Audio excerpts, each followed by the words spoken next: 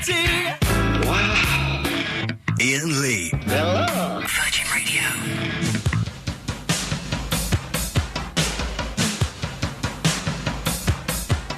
I'm just sorting the headphones out. Give me 2 minutes, yes? Just sorting these out. Oh. Hang on. Maybe in a minute. What is going on here? Hang on. Coming. Ah, there we go. Lovely. Yes. Hang on. We've got it. The headphones are working, ladies and gentlemen. There were no headphones in... Dave, there was no headphones in the studio. Yeah, organised chaos. Can you believe it? I do tell you, ladies and gentlemen, this place is bonkers. 0330 123 1215. Let's go to line... Whoa. Hang on a second. Line one, you're on the wireless. James, well. Thanks very much. Let's try... hang on a second. Let's try line 2. Line 2, you're on the... Oh, no, you're not. Hang on. Line 2... Oh, my touch isn't working. Line 2, you're on the wireless. This is an announcement. She no longer shakes you donkey up. Oh, I'm sorry to hear that, but thanks for calling. 0330 123 1215 is the telephone number if you want to give us a call. Let's try this one. Hang on a second. Line 4, you're on the wireless. Ian. Yes. Good evening, sir. How are you? I'm very well. How are you? I'm all right, mate. Listen, I know sometimes the music's not to your taste, and you and David sort of sit around and have a gab and a bit bored. So if you're bored tonight, why don't you have a guess what I'm holding in my hand right now? Do you know what? I'm fine, thank you. I'm fine for that, but thank you very much indeed. It's a generous offer, but not one I will take you up on. This touchscreen's rubbish, isn't it? Work! Just jab it. I'm jabbing it. We've finally got the phone box system in, which means the phone call should sound better. Why is that not dumping when I hang it up there? Why is it not? Do you want me to hang it up? Yeah. Oh, I've just moved into another line. Okay. Let's try line 5. The touchscreen's rubbish, isn't it? Should I be touching it in a different way? Touch it with the tip of your finger. Well, it is my finger. What do you think I'm touching it with? For Your goodness thumb. sakes. Okay. Let's try. There we go. Line 2. You're on the wireless. Hello, Ian. Yes. Hello. Hello, mate. I've got a dirty... Okay, he doesn't even know the tune, and yet he's saying that. Okay, I will explain. We have a new phone system in here. It won't let me hang people up as freely as I'd like it to. Do you want me to do that for you? Well, I'd like to be able to do it. I'm pressing hang up, and then I'm going to them like that, and it's not letting me do it. Let's try line 4. 4, you're on the wireless. Ben Jones got a dirty. Okay, Ben Jones does have a dirty. See, now I can't... Okay. So, can someone help me get rid of this? Any tips on how... Come and watch. We've got Chief Engineer Chris here. Chief Engineer Chris, come in the studio. Dear listener, you're listening to the new era of Virgin Radio. I've got phone box, which is good, which means the calls will sound better. But let's try this one. Hang on, let's go. We go here, we go there. Line 10, you're on the wireless. Hey, little hen, when will you lay me an egg for my Now I'm going to press that. And I'm going to press that. Hey, little Oh, I press it there. Bye. Bye. No. I'm still here. Yes, Yeah, you're still I am. there. You can't get rid of me. It's not working, is it? Okay, Chief Engineer Chris, go on. I have a Dan, get rid of her before she starts being vulgar. Yes, I'm not gonna We have no way of cutting them I'm off. just gonna talk about myself. Oh, Christ. Don't. Oh, I've got a cold, but it only came on in the last... So, Chief Engineer Chris, how do you explain that phenomenon? I can't. What we're saying here is the new phone system... Isn't working. Is knackered. That's what we're saying, isn't it? It's knackered. We've succeeded. Is We've she broken still it. there? She's still there, man, for goodness sakes. Let's take line 1. I've just hung up. Okay. Hello, line 1, you're on the wireless. Pradeep. Okay, we're being Pradeeps now. What? Somehow. Pick your next caller up. Okay, I'm being... Automatically hang them up now. Okay, so I'm going there. Still there. This doesn't work, does it, Chris? Phone system don't work, does it, Chris? It's bobbins, isn't it, Chris? Line 3, you're on the wireless. Hi, Ian. It's Stuart from Royston. I've got a poem for you. Oh, fantastic. It's one that I've just recently made up. Okay. It's Iain Lee. On the dump button, please. What? Okay, you don't have to worry. It's going to be good. Okay. Iain Lee just wants to be a big rock star and live in Hilltop. Oh, no, I'm not having him quote Nickelback at me. Now, I'm going to play a record because we need to sort out how to cut people off because that's rubbish. So we'll have this. No, hang on, not this. No, hang on. I'm going to play it to the end now. Then we'll have this. just does a guitar solo. He just does a guitar solo at the end. Right, so, Chief Engineer Chris, you think you've worked the system out, do you? Is it? It will work. It'll work. I promise. Have you been drinking? No. What did you say? I can smell booze in here. I can smell booze. Davis, has he been drinking? I don't know, actually. Because that's a reportable offence. OK, 0330 123 1215. Can you just call up now? It's all very dull and very technical, and I will probably get told off for exposing this on the radio, but we have a new phone system. So can you just phone in, and we'll see if the phone system works now. So I'm going to go to line... I'll drag you there. Line 2, you're on the wireless. Ryan Reynolds! To get me a haircut like Ryan Reynolds! I think his hair looks good in the Amityville Horror. You love Ryan Right, Reynolds. I'm going to cut you off now. Try it. No, I'm going to work it. I'm going to cut you off. You can't work the system. Hang on, I'm cutting you off. Ryan Reynolds. No, I'm cutting you off. Ryan Reynolds. I'm cutting him off. Ryan Chris, Reynolds. cut him off. You can't do it, Ryan Reynolds. No, that didn't work either. Still here with your Ryan Reynolds wannabe haircut. Oh, nuts. Hang on, I'm cutting him off. Hang on. Ryan Shut up! Reynolds. Shut up! Ryan Reynolds. Shut up! Iain loves Ryan Reynolds. No, I do not. I just like his hair in the Amityville Horror. I think it's a good haircut. Reynolds. Ryan No, hang on. Oh, right, hang on. Iain loves Ryan Reynolds. No, I'm getting rid of him. Ryan. Oh, nuts. I can't get rid of Chief Engineer Chris. Ryan. Chief Engineer Chris. Right, shut Iain loves whoever you are, shut up. Shut up. I'm sorry. Good. You can't go around bullying people like that. And I'll apologise. Ryan No! Reynolds. Chief Engineer Chris! Ryan Reynolds. I'm going to have to play Lenny Kravitz again. Hang on. That's got rid of him. He's gone now. Ryan Oh, no, he's still Reynolds. there. He loves Ryan Reynolds. I can freestyle for you, my boy. Don't you dare. I'm crying. I'm laughing on the outside, but I'm crying inside. I'll tell you something. Virgin Radio's been taken over. They gave you a brand new box. And they've completely... that's cut him off, ladies and gentlemen. Whatever we did there, I don't know what that was. Hang on a second. Let's try this one. Line 2, you're on the wireless. Yes, OK. Hang on a minute. Maybe if I do that... They've got to have the fader down. High five me, Chief Engineer Chris. High five me. We've worked it out, ladies and gentlemen. All right, you can phone up and you can try and bully me. Let's just try a couple more. Hang on a second. Let's go to line... Oh, no. Line 6, you're on the wireless. All of which makes me anxious.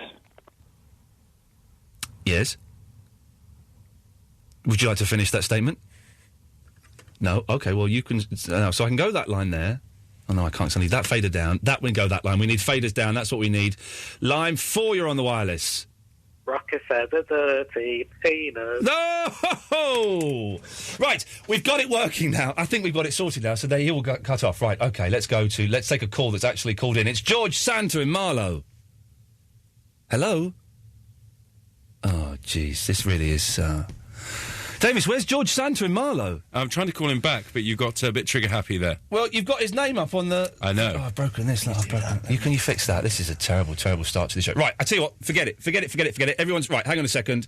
Let's start the show again, because this is a poor start to the show. Right, so we're going to get rid of Lenny Kravitz. We'll have you in there. Right, here we go.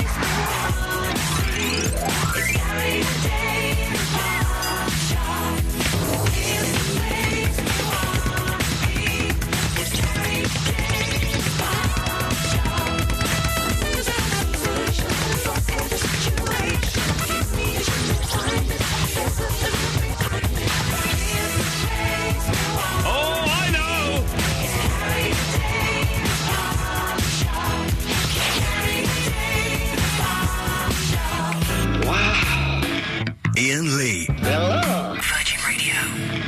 The last 12 minutes never happened, all right? Hello, this is Iain Lee filling in for Jeffrey, who's bunking off on holiday somewhere. We believe he's in Le Swede. 0330 123 1215 is the telephone number. If you wish to give us a call, we have a new phone system here. It's called Phonebox. Could you let me know, after about 11 o'clock, if the phone calls should be sounding better and clearer than they did in them olden days of Virgin Radio? So could you just monitor, listen, and let me know? Anxious Man, are you still there? I think so. think so. OK, good lad. If you want to give us a call, 0330 123 1215, you can email me, ian.lee@virginradio.co.uk. Don't bother texting, I don't read them out. It's as simple as that. So, what are we talking about tonight? Oh, yeah. Here we go. Strawberry picking. Well, maybe you don't know strawberry picking. Maybe it's a dying art. Maybe no one picks strawberries anymore. But when I was a kid, you'd be driving through the countryside, and there'd be signs everywhere. PYO. Pick your own. PYO, pick your own. And you would go and pick, like, strawberries, put them in a punnet, weigh them, and then you would go and pay for them. And that would be that. Now, first of all, does this still happen? I'm guessing it still happens and that people still do it. Is this the biggest con ever set out by farmers? Getting the punters, you and me, to pick your own fruit and then pay for it? We're doing their filthy work. If those strawberries don't get picked, then they'll all go rotten and the farmer will go bankrupt. He should get off his lazy, fat, sweaty, hairy backside and go and pick the flipping fruit. He's a farmer, for God's sakes. That's what he should be doing. But I don't know if this still happens. So can someone call in, first of all, and let me know, yes, this still happens, or no, this has been outlawed by a law in Europe or something. 0330 123 1215. And if it has ever, do you still do it? It's got to be the biggest con ever, hasn't it? I would have thought so. Davis, have you managed to queue up any phone calls yet? He's giving me the thumbs up as if to say yes, but... Theo Watkins. OK, so... Well, OK, so how do I know when you've queued up a phone call? Because I went there earlier and it wasn't queued up. It's exciting, isn't it? OK, can you see line 16 on green? Yeah. That's one you should take. If it's on green, it's ready to go. What does he want to talk about? He wants to talk to you. Don't tell me. He wants to confess something. Don't tell me. Type it on this. Don't. Right, OK. Type it on the screen. Where's he gone now? OK, OK, there we go. Right, Theo Watkins, Hello? Yes. Hello, mate. I just want to confess something. Yes. Because I was sitting with my father. You're sitting with your father, yeah? Yep, and on Stars and Rise, and there was you. What? It wasn't you, but it was the guy from Emmerdale. Oh, Ralph Little. Not Ralph Little, Marlon Dingle. Yeah, he exactly looks like, basically like you. Yes, he's my, yes. And my dad, my father. Yes. He thinks... what? Every time he watches Emmerdale, he says that's the guy from radio. And he thinks that's you. And who has told? I'm sorry. Who has told him that is me? I have. You are. I haven't corrected him. Is your father there? No, my father's not here. No, my father. Where is your father? He's in Cornwall. What's he doing in Cornwall? I don't know. I think he just ran away. Okay, that'll explain it. He's had enough. Theo Watkins, you are a very naughty boy. Sorry. Okay, well, don't call again. I will. OK, well, you can call if you want. OK, there we go. Well, that's... Oh, dearie me. 0330 123 1215 is the telephone number if you want to give us a call. You're more than welcome to. We have some teething problems. There we go. Let's go. Davis, you need to rack them up quicker than this, my friend. Otherwise, I have to take one of these, don't I? Straight to air. Let's go to line 8. You're on the wireless. Hello? Hello? Hello, you're on the air. Right, hi. Hello? I do pick your own. There is, what? I do pick your own. You do pick your own? Yes, I do. Why do you? What? First of all, why do you pick your own? Why don't you go? There's a shop. I don't know if you had it called Tesco's, and they sell stuff. I know, but the thing is, when you go to pick your own, you can eat them. Why are you whispering? I'm not. Well, you are. No, I'm not. Is your mouth near the phone? Oh, what? Your mouth, is it near the phone? Yes, it is. OK. So you go and pick your own? Yeah. Right. You've got 5 seconds to make this vaguely interesting, otherwise I'm going to... Right, pick your own is good because you can eat it then and there. Right. Well, buy your own is good because you can eat it when you get home. I know. Exactly, so I've won that argument. Thanks very much for that. What the flippin' hell was going on there? I don't know. And we're not cutting off phone calls again. 0330 123 1215. Let's have another record. Ooh, watching me. Iain Lee. Virgin Radio. Word. Let's try. So, let's go to Ollie. Hello, Ollie. Hi, Ian. Hey, Ollie, how's it going? It's fine, thanks. How are you? Oh, you know what? I've had a really crappy day. Oh. What's up? Well, I can't say because it'll get me in trouble, but I've had a really bobbins day. You know the kind of day when you just think everyone is an idiot that you're dealing with. I've had one of those days. Okay. I must be the idiot because I never get them. Oh, Ollie, no. Well, maybe you are. What can I do for you, though? Cheer me up. Make me feel good. Ooh. Yes. Yeah, I was going to talk about the bald men thing. If that was all right from yesterday? Well, it was yesterday's news. Well, sorry. I can talk about the pick your own thing if you want. Let's do that! Okay. I was just basically, it's nothing interesting. I was just going to agree with you. I think it's a complete waste of money. Yeah. You know that bloke you called up earlier about it? Yeah. Yeah, he said, like, you can eat them there and then. Yeah. Yeah, what he's describing is basically stealing. Exactly. It's like saying burglary. You can get DVDs for free so or something. It's not only is it rubbish, it's endorsing illegal acts. And I have to just say this to cover my ass. The Virgin radio station in no way endorses illegal acts in the slightest. Well, some of them are fine, but I'm not allowed to specify which ones. Which ones? Okay. You know the ones I'm thinking about, don't you? Woohoo, Hey! Oh, those ones! Got you there. Good lad. Yeah, the bald men thing, though, for being perverts. Well, no, hang on. I thought I'd successfully managed to steer you away from that. Okay, well, I've got very little to talk about, so I thought I'd steer it back. Do you know what? I've got very little to talk about tonight. Yeah? Yeah. You not got any other... Well, I've got a sheet of paper in front of me. Shall I go through it, and you tell me if any of these grab you, right? Mm-hmm. Are you living on or near rock history? Right. Okay. Good. If you get someone to call up about it. Well, that's the trick, isn't it? Are velvet suits cool? It's one of Dave's. Okay. Poetry sucks. That's all I've got for that. The poetry. That's all I've got. But there's something in it, but I don't quite know what is in it. Right. Yeah. Are you a secret knitter?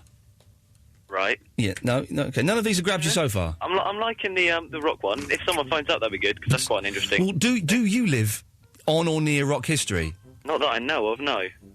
The only person who lived vaguely near me is Stanley Spencer, the artist, and that's not very rock at all, really. Who's Stanley Spencer? He's an artist, do you not? Nah. What, pictures? Yeah, like paintings and stuff. Oh, paintings. But that's not rock, though, is it? That's it's not art. at all. That's just the only person. If the question was, do you live on or near art history, then, I'd phone Ollie, you up. you'd be straight through. You'd be like the first caller, and it would be exciting. But it's not rock. No. I live near the house within which the Kinks song "You Really Got Me" was written. Ah. I walked past it once. Nice. You really got me. You really got me. You really got me. You really got me. You really got me. Oh, I got that bit wrong. Okay, let's okay. Bearing in mind that all of these topics I'm reading to you now have to last me not only this evening, but they have to last me tomorrow evening as well. Right, so okay. What have you overheard? Ooh, that's good. Yeah, if you've overheard something, that is a cracking topic. Definitely. If you haven't, it's just a sentence, isn't it? Okay, this is one you can join in on. Okay. What is the sexiest job ever? Ooh. I know what the answer is. What? Police women. Do you reckon? Yeah, oh man. They're up there, though. No, I'll tell you why. Because there are a lot of rough police women, let's be honest. There are a lot of them that look like fellas. Yeah. But every now and then you'll see a real little cutesy. Oh, a right little lovely darling in a copper's uniform. And there's, there's something sexy about that. Once when I was standing, I was working at another place and I was stood outside at 1:30 in the morning waiting for a cab that hadn't arrived. Because as we know, all cab drivers are idiots. And these two lady coppers in a car, both of them as hot as you like, pulled up and I thought, they're going to random search me for knives or drugs or something. Both of which, by coincidence, Ollie, I was carrying. And instead they said, do you want to lift somewhere? Whoa. Yeah. You're in. Well, I was in. And do you know, I went, I'm all right, thanks, I'm waiting for a cab. And so they did a Yui and they sort of waved at me and giggled. And I thought, I could have been on the letters page of Escort magazine there. or Razzle, the classy ones. Yeah. It could have been a dream come true. So Definitely. I am saying that lady police officers are the sexiest of all the jobs. See, everyone else says air hostesses, but they're never good looking. The only good air hostesses are on Air Singapore. Right, not Virgin. No, Virgin. If you like dumpy old women, then you go on the Virgin. And I don't mind that as a look, but I know the dumpy old women are on BA, and the Virgin are sort of girls that think they're pretty but they're not. Ah, I don't like those ones. No. So what? They're the ones that know it. Yeah, I like that accept their ugliness. Yeah, exactly. Who would you say is the sexiest? Has the sexiest job? Yeah.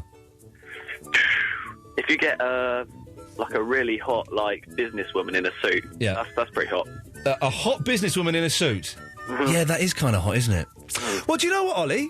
Yep. We spoke for about 5 minutes and we haven't needed to mention bald people. No, that's been great. It's been great, hasn't it?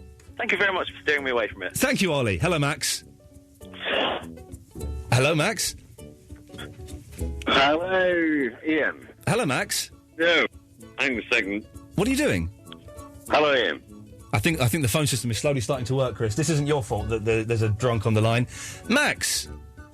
Yes, Ian. Hello. I'm very pleased to talk to you. I'm not sure the feeling is mutual, but carry on. Well, what are we going to talk about, man? Oh, jeez. What? I don't know. Why have you called up, man? Because I think you are a very opinionated person. Right. And I am equally opinionated. I think you're more drunk than me. Oh, that's always certainly true. Right. So, what do you want to talk about, Maxwell? My name isn't Maxwell. Prove it. My name's Maximilian.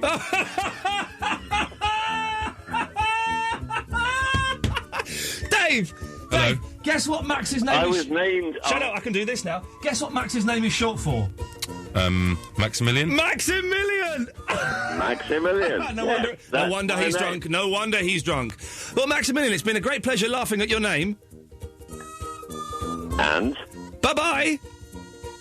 Oh, that's it? Yes, it is. Flippin' heck, this is... Well, the technical stuff is almost working now, so that's Just something. about, we're almost there now. We're almost there. I'm going to... Oh, hang on, Max, are you still there? Oh, he's gone, thank God for that. Wow, this is exciting. We've got the phones working now. It's a little bit slapdash. Now we just have to deal with the callers. Now we just need to get the callers working. Chris, can you do anything about that? You can't type a little bit of HTML into the computer. HTML. You See? like that? I see what you've done Yes, there. I know that. Talking of all things website, I've noticed that there's another picture of you outside Virgin. Bloody Michael's been on the case again. Where on the Virgin website? It's on the again. Virgin website, He's is it? cracked into it again. Right. Okay. I'm gonna speak to Emily. Have you got her mobile number? Because I will call her up after the show. We can call her up now. No, I don't want to talk to you on the hour. I'll talk to her because there's going to be bad language involved in that phone conversation. Right. 0330 123 1215. It annoys me that fella's got on the website. Annoys me a lot. So we are asking, what is the sexiest job ever? I think it's the lady police officer. By the way, if you're a lady and you'd like to call in about this as well, you can do. It's not all, Well, here's a lady now. It's Paula. Hello. Hello, Paula. How are you? I'm fine, thanks. Okay, I've got two things. One is the strawberry picking. Yes. When I think that they do your pick your own now because they can't employ the kids to do it. She said can't. She said can't. Is this an accent that makes it sound like that? No, it is. You can't employ kids. Why? Well, because they're not allowed to work unless they're 16 now. I had my first job when I was 15 years old. I was 13. You really? I know, and my son is now 14, and he's not allowed to get a job until he's 16. Make him get a job. Make him. They can do. I've tried. Kids can do paper rounds, can't they? Yeah, but they're far and few between now. But as for Few and any far. other jobs, they're not allowed to do it. We used to pick strawberries and make loads of money when we were kids, and potato picking. When was this? This is during the war, was it? I'm only 35. Are you really? Yeah. Right. Here's Paula. My advice to you: stop smoking. Stop drinking. A year ago. You sound about 60. Oh, thanks very much. Maybe it's because I'm on the phone all the time. What do you mean you're on the phone all the time? Are you one of those sex lines? No, I'm a taxi controller. Oh, okay. Go on, pretend there's a... So if I phoned up, I'd talk to you, would I? Yeah, if the girls on the phone are busy, but I... Can I have a cab, please? I normally dominate the driver. Can I have a cab, please? No, I'm sorry. We're fully booked. That's no way to run a business. God, you sound like my granddad just before he passed. Oh, thanks very much. And Annie Lennox, by the way, is from Aberdeen. So what? Well, I'm from Aberdeen. Oh, so hang on. You live on or near rock history? Yeah. Okay, well, okay, let's, it's a little bit more specific than just saying, I come from the same town that half of the Eurythmics comes from. I want it to be more like a physical thing, like The House Where You Really Got Me was written, or, that's the only thing I can think of.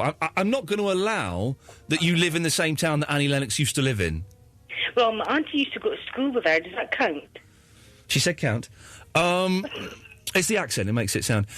Sorry, I'm trying to speak real posh so you can understand me, because if I'm speaking Aberdonian... I'm speaking Aberdonian. Do you... No, you wouldn't. Do you support the Aberdeen football team? No. Oh, OK. I used to have a cousin that used to play for them. They used to be good way back when I was at school, but now they're just rubbish. Well, hang on. My cousin used to play for them about 20 years ago. Oh, what was your cousin's name? No, about 30 years ago. I'm older than Doogie Rugby. Doug Rugby? Yeah. Oh, yeah, I've heard of him. I don't know him, like, I've heard of him. God, I'm going to cut you off because you sound like you're dying. Oh, thanks. Hang on. Lee? Yes? What do you think of Paula's voice? Husky. That's a polite way of saying she sounds like a fella, isn't it? Yeah. Thank you, Paula.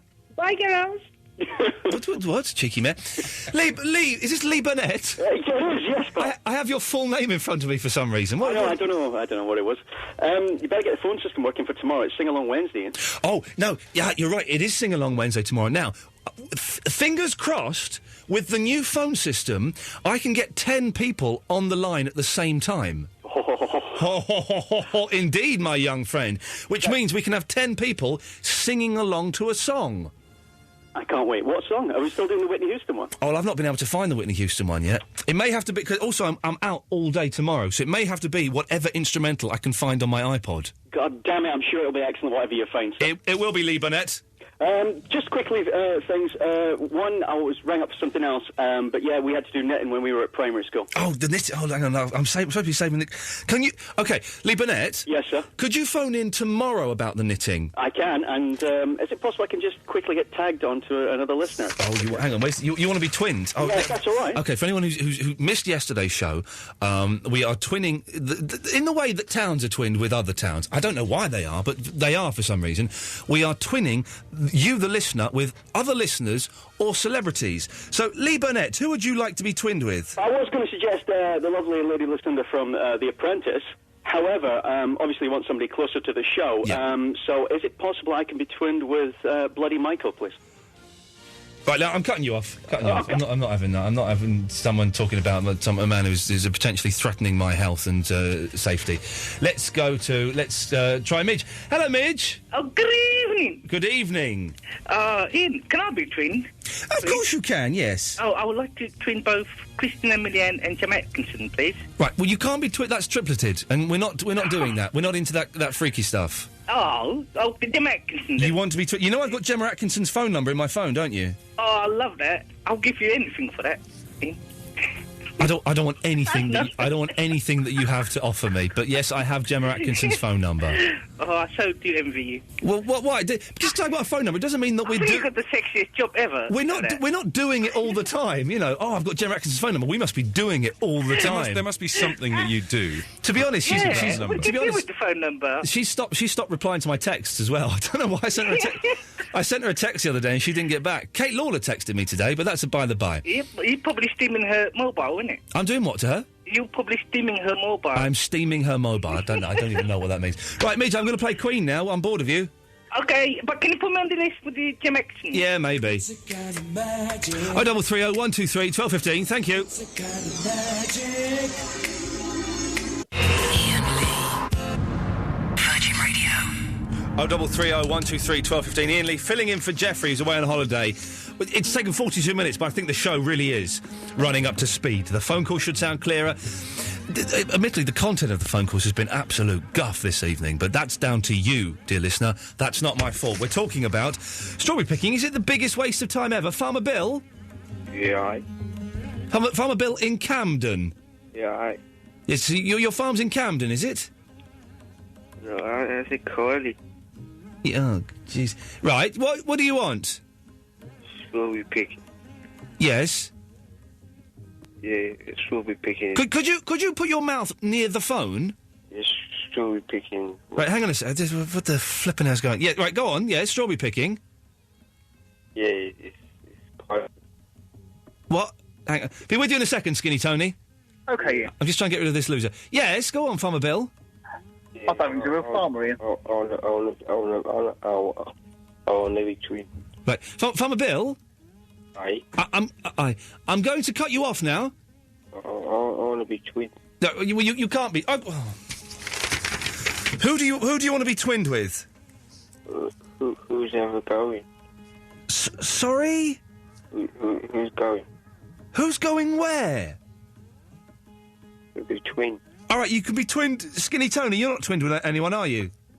Well, I don't want to be twinned with that idiot. No, can I be twinned with someone sensible, Ian? No, I'm sorry, Tony. Just to get him off my back, you're twinned with Farmer Bill now. Can I come down to his farm sometime in Camden? Is he sure? Where's your farm in Camden? Yeah. Crawley. Right, he has actually gone now. Bam! There we go. Get rid of him. He's gone. Yeah, but Tony, I'm afraid to say you are actually twinned with him. I can't believe it. I can cheer you up though. Shall I cheer you up? Does that mean we've got the same birthday now or what? No, what it means is that wherever we have a phone-in tag team, you two can phone in together as a team. I'm not quite sure what it means really, but no one has successfully explained to me why towns are twinned with each other. I have no idea. I have no idea at all, Ian. Do you want to hear some good old-fashioned rock and roll? Ian, can I tell you something? She's 30. Does that make me dirty? That's growing on you, that song. It is growing on me. Growing on you. The London Fractures, growing on me. That's the name of their first album. Yes. I'm here to save the show. Forget all the other callers. They've been a washout. They've let you down. They've let me down. Those viewing tickets. I'm here. I've got some Sony Award-winning topics of conversation. Oh, Sony Award-winning topics of conversation, he says. Skinny Tony, away you go. I tell you what, Hello and OK have been emailing this for rights, but I said no. I said, put the checkbook away. I said, This story goes straight to the main man, Iain Lee. God bless you, sir. What have you got for me?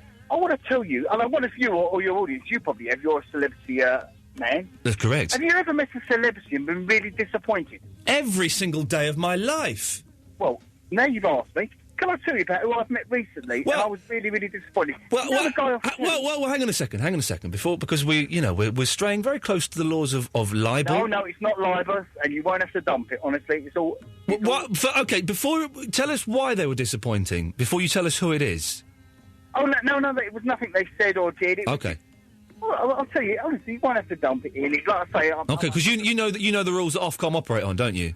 I know like the back of my hand. Oh, okay. I had an hour and a half lecture about Ofcom today. Trust me, Ian. This is Radio Gold.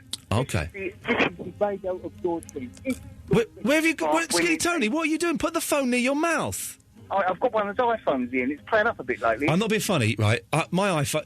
The battery lasts about 25 minutes, doesn't it?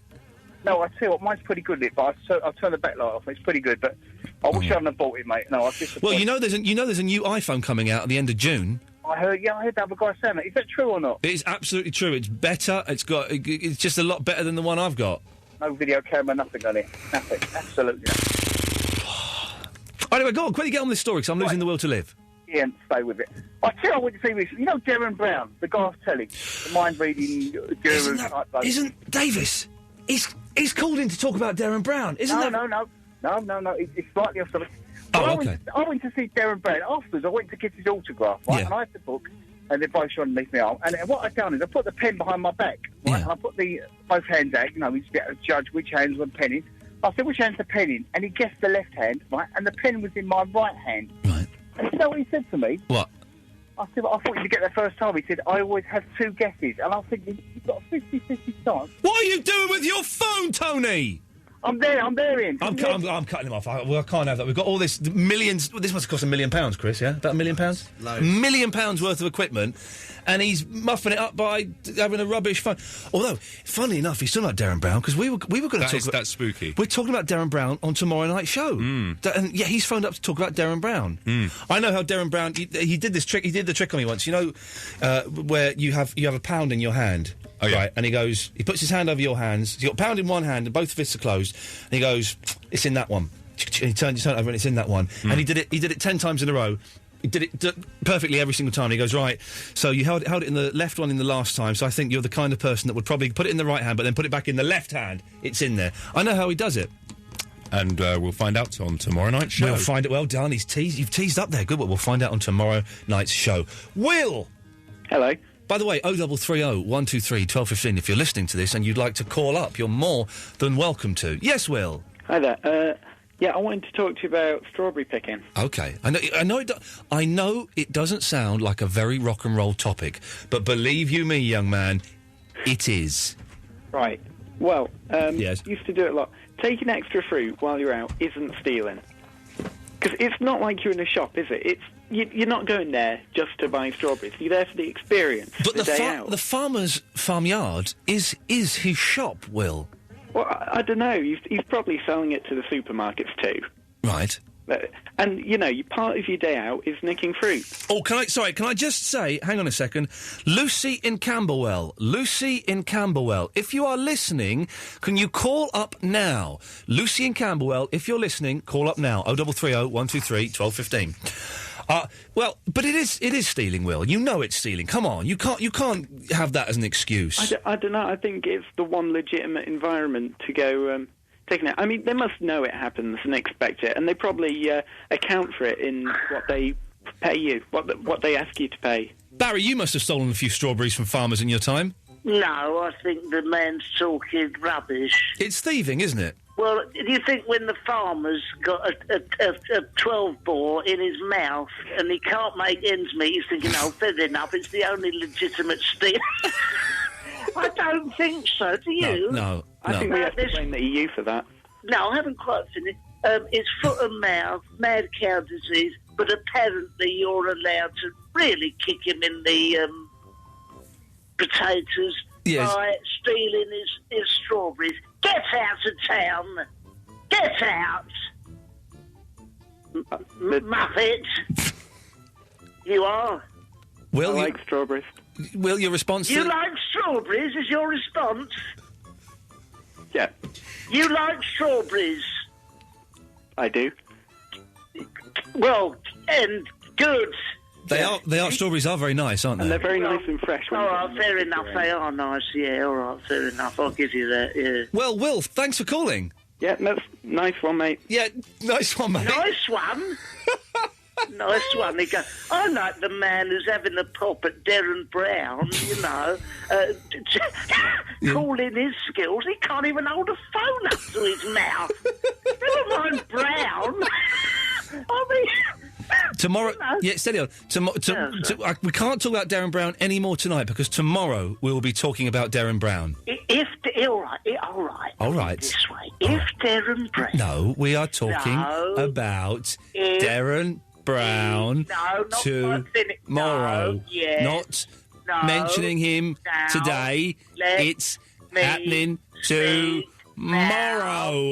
We are not talking about Darren Brown now. It's tomorrow. I'm glad you understand that. Why have you called in? Are you? What are you? What? Are you just copying what I'm saying? Is that may have been funny during when Hitler was bombing London, but now it's just stupid. How dare you bring up Hitler? How dare you? I can't remember what I was so little about. That's the truth of it. Iain. Yes. Who is twinned with me? Lucy. Hello. Barry, you're twin with Lucy. Hello, Barry. Hello, Lucy. Hello, Barry. I'm your twin. Oh, lovely. What do you look like? I mean, I'm just interested. What do you look? Well, I'm young, attractive. I've got blonde hair, blue eyes. That's the two of us then, darling. Yeah, I thought so. Yeah. Barry, the whole twinning thing, and for anyone who's just, it's not like a sexual thing. It's not partnership. It just means that you're twins, and then you can back each other up during arguments and things. I won't be backing her up unless during arguments. And steady. You're not going to back me up. Steady. Well, if you ask nicely, but please back me up, Barry. Yeah, it's awesome. Now, but no, that's nice, like Barbara Windsor, isn't it? Oh no. Mucky, you mean? Yeah, mucky, very mucky. I'm not mucky. I'm very respectful, Barry. Oh, well, can I have a different twin then? Okay, well, listen, Barry, while you're on the line... Yes. You can answer this as well, Lucy. Okay. What is the sexiest job ever? Lucy, you go first. I think it's lady policewomen. Well, I don't think that, obviously. Well, no, and, you know. What would you say? Oh, I don't know, to be honest. Builders, toilet cleaners, toilet cleaners. traffic wardens, No, firemen. They're girls like firemen with their hoses. Yeah, that's all right, I suppose. Yeah, okay, we'll go with firemen. I don't want to force you to go with the fireman. Barry, what all right. Oh dear. This is uncomfortable. Over to me. Yes, Barry. Well, I fully concur with what the man said earlier. A lady who is in office gear. maybe Yes. you've left your library books a little bit too late. The large print, I brought it in, Harold Robbins, up to the counter. Yes. And she's gone, oh, Barry, you're very naughty. Yes. You're like a librarian. Hold on, I haven't finished. Oh, sorry. No. And she goes, no, shush. And she goes, you're very naughty. Right. I'm going to stamp your book. Yeah, I don't want the whole fantasy played out on the radio, Barry. I just want you're saying librarians. Perhaps you'd like to come into the back and pay a fine. Thanks for calling, Barry. Do you mind if I photostat you? Thank you for calling, Barry. Okay, bye. I'll nick off now to bed. What a dirty old man. Lucy, that's who you're twinned with. Are you sure you're still happy to be twinned with him? No, it's fine. Yeah, well, you know, he'd probably have a heart attack if anything really happened, wouldn't he? I don't want to be rude, but I don't think he's long for this world, in all honesty. No, I don't think so. Lucy, thank you very much for calling in when the call was made. No problem. Thank you. Bye-bye. Bye. What a nice lady. If you want to be twinned with someone, you're more than welcome to. 0330 123 1215. You can be twinned with another caller or someone famous. The famous people, so far we've got Will is twinned with Brad Pitt. Yeah, I don't think that's going to happen. And Rob Worthy is twinned with Abby Titmus. Russ Williams is twinned with Russ Williams. So that's going to be worth something, isn't it? I'm Russ Williams. And who are you twinned with? Wow, he's twinned with Bob Marley, apparently. How has that happened? I love it. I don't love Bob Marley. He's the most overrated rubbish I've ever heard in my life. Also, strawberry picking has got to be the biggest waste of time, hasn't it? Can we get a genuine farmer? When the radar figures come out, Davis, how... You know, and the demographic is broken down into ABCs, age groups, male, female. How does the farmer demographic break down? How is Virgin doing compared to, say, I don't know, XFM in terms of the number of farmer listeners? Well, I'm not sure that XFM are really appealing to farmers. No, okay. They're not appealing to anyone, of course, at the moment. Well, that's very true. Yeah. With us, our farmers... Pretty much the right age bracket, 35 to 45. Experienced farmers. If you're a farmer, they like a bit of classic rock. They love a bit of classic rock, and they're going to get some in a minute. The Kooks, they're not classic rock, are they? Not really, but they may be in 20 years' time. Who knows? Will we be listening to the Kooks in 20 years' time? I just don't know. 0330 123 1215. More of your calls after this. Thank you. Wow. Iain Lee. Hello. Virgin Radio. Unit 7. Lesson 15. Exercise 7. スミスさん、日曜日に一緒に日光に行きませんか？ええ、行きましょう。なんで行きましょうか？電車はどうですか？ええ、そうしましょう。じゃあ、日曜日に。I see. What? Was that tricky? It was tricky. All I got was, on Sunday, shall we go somewhere? Nichiobi is Sunday, and Ikimasenka means shall we go? I didn't have a clue. About the rest of it. Annie Clark has emailed in. Shall I read Annie Clark's email? Thank you to Chris, by the way, who has walked us through this. We were stupid children, Davis, and he was a man. Bit, yeah. He was a man. But I think we've mastered it now. I think sooner or later we'll be conferencing these calls. We have we're conferencing tomorrow. We're having a sing-along tomorrow. All 10 on one line. All 10 on one. We've got a new phone system, so if it sounds slightly shoddy, it's one I'm used to working with, but I can't remember how to work it, and I don't know. But Chris has told us how to do it, so bless you for that. Annie Clark has emailed in. This is absolute crap. Crap is in capital letters. That means she's shouting. Is it spelled with a C or a K? It's with a C. Okay. Here's an interesting. I have never heard so much drivel in my life over the last few nights. So that means she's listened the last few nights. And has only just gone... Regular listener. Just thought, hang on a minute. I've just realised I don't like this. Please, in capitals, bring Jeff back as he's good and you are not. Get off my radio. I shall have to go to bed. There's a phone number there, Dave. Could you give her a call? See if she wants to come on the air. Shall we? Give her a call. Annie Clark, if she wants... I've replied to her. Is that in your inbox or the studio inbox? Well, Listen, I don't know. Right, I'll get the number from you in a minute. Annie Clark is the name. And, actually, do you know what we've got on this system? If you click on chat, you can type in the number. Whoa! Hang on a second. See where chat is? You can actually type in the number. See where it says call details. Oh yeah, chat. Chat there. And then what keyboard am I using to type it? That's a very good question. No, none here. No. None here. Okay, so we haven't got a keyboard. We haven't got a keyboard. So, okay, well, that's something we'll do if you do want on another day. Listen, Jeff's away on holiday. He's allowed to go on holiday, isn't he? I think he's allowed holiday. He works very hard. He wins awards all the flip. He's got awards coming out of his backside. The more awards he wins, the more holiday he gets. Exactly. That's the deal. Well, Annie, you'll be disappointed to hear I'm filling in for him for 2 weeks in July. We haven't won any awards, so we have to work overtime. We have to work overtime. I'm filling in for him for 2 weeks in July. But if you do want to phone up and if you do want to say the show is rubbish, you do. But phone up. You know, emailing in is kind of like a coward's way. It's like throwing stones at a window than getting on your bike and riding off. Or ringing someone's doorbell and running away. Knock down ginger. Runny run. Knocky knocky run run. 0330 Annie 123 1215. Come on. If you want to, say the show's rubbish, come on the air and at least it's a phone-in show for crying out loud. But we'll give you a call and see if you want to come on the air. We're giving away tickets to the Isle of Wight Festival in this hour. Yeah, we've got to do it a little bit more professionally than we did last night. Last night we just gave them away to a random caller, thinking that would... It didn't. Basically, we broke about 36, 37 Ofcom regulations. Something like that, So we'll be asking a question later on, and then you will be phoning up.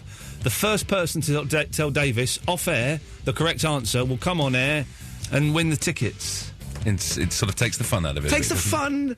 the danger, but what it does is it adds the legality to it, and that's, I'll be honest, as I get older, the legality is what I'm a fan of, as opposed to the fun. Oh, yes. 0330 123 1215. So, we're asking, they don't sound like very rock and roll topics when I look at them on a bit of paper, but, trust me, I'm always thinking, what's the sexiest job ever? I think it's lady policewomen. Not all of them, because some of them are, look like fellas, let's be honest. But I think it's generally the sexy lady policewoman. Who do you think? 0330 123 1215. Strawberry picking, where you go and pick your own, PYO. That's got to be the biggest. That has got to be the biggest rip-off of all time ever. Hasn't it? That's got to be an absolute... I've got another email from Luke Stevens. You're an absolute idiot. What are you going on about strawberries for? Get Jeff back, because I missed Drunk versus Stone. He spelt every single word in that email incorrectly, including Jeffrey's name. Sounds like the perfect person to play the game. I suspect he's both. Oh, hang on, they're all coming in now. What does Emma Baxter say? Now I know why I don't listen to your show Sunday nights. You're not funny, you're boring, play some music. Up yours. Listen, if you want to email in, it's pointless. If you want to phone in and sound rubbish, then let's have a discussion about it and we can maybe reach a compromise and work out what you'd like to hear. But just emailing in, Emma Baxter, Luke Stevens and Annie Clark, it's a waste of time. And also, none of you can spell. James is in Ipswich. Hello? Hello, James, you're live on the wireless.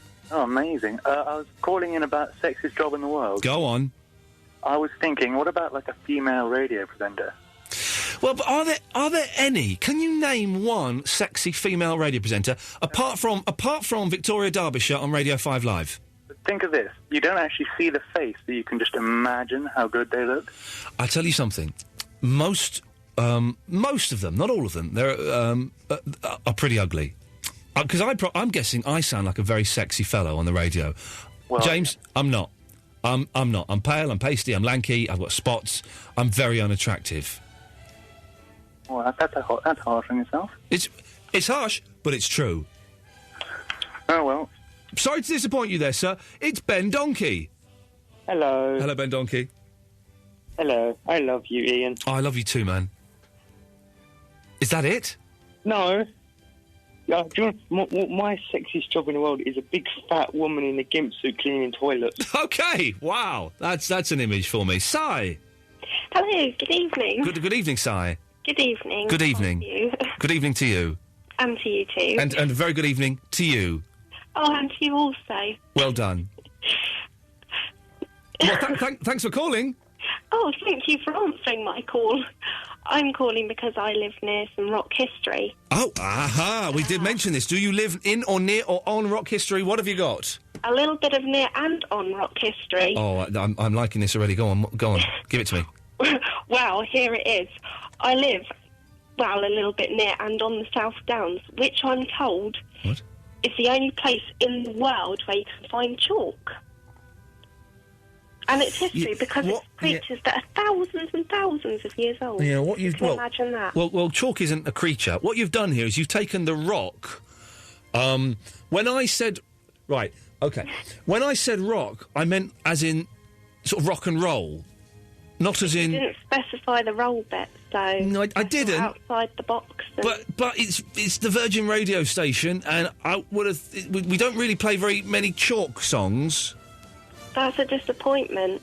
It's a disappointment for a lot of people, Si. It is, yeah. There should be more songs about chalk. I wonder... Are there any songs about chalk, or that mention chalk? This is... Charlie Chalk's theme tune, that mentioned chalk. Does it? Well, yeah, because his name was Charlie Chalk. Who the hell is Charlie Chalk? He's a clown. It was a weird children's programme. I'm trying to see my iPod. His name was Charlie Chalk, and he had a wacky way of walking and a stupid way Did his chalk drawings come to life or something? No, he was a man and he lived on an island or something. What? I'm seeing, like, look on my iPod, see if I've got any songs that begin... It was a theme tune. OK, so, that's... OK, so Charlie Chalk is the only song we can think of that's about chalk. I think so. OK, well, 0330 123 1215, if you know any songs that are about... hang on, excuse me, hang on a second, let's have... Whoa, what have I just found here on Ian's magic iPod? Hang on, here we go. Oh, no, hang on, let's not have that one. Here we go. Right, let's try, this one. Here we go. Hang on. Oh. Here we go. This is it. Right, this is it. Hang on. Here we go. Play. Hang on. Let me get to the bit where he mentions chalk. There we go. He mentions chalk. Hang on. Hang on. Focus. Stay with it. Chalk Hills. Here it comes. Here it comes. Oh. Man, stick with it, it's worth it. Here we go. Here we go, here it comes. Oh, what he does on there, you have to trust me on that. Oh. Well, Si, thank you for that. Oh, thank you, that rocked my world. Oh, you... OK, I'm actually going to cut you off now, because I'm losing the will to live. Hello? Hello? It says Raki on my screen. That's correct. That's your name? Yeah. I love it! Oh, thanks. I love you. How do you spell Raki? I love your producer even more, actually. Excuse me? That's dangerous. Yeah, what are you doing flirting with him? Yeah, I know, I was a little bit. She was. I think she's had a few drinks. OK, first of all, This is me normally. Can you two stop it? Get a room or something? Yeah, I wouldn't mind. Oh, shut up, you dirty mare! He's nothing special. Isn't he? No, he's not. OK, I'm going to check him out on Google, though. I'm not on Google. He's not on Google. Oh, how can I check you out? You can't. You can come here. Come to the studio. Can I? Or do you want to come to my... She's in Highgate. Come to my show. No. Your show? Oh, here we go. Yeah. Don't, Dave. You've asked her the question. She's going to get a plug in now. I am. Can I plug it? Go on then. Plug your show. OK, it's Forever... Yeah. Yeah. 50s. Right. Next to... Yep. Michael's house. OK, and where do we get tickets from? From me. OK, is there a number? Yeah. OK, go on. 02... Yeah, Yep. 8.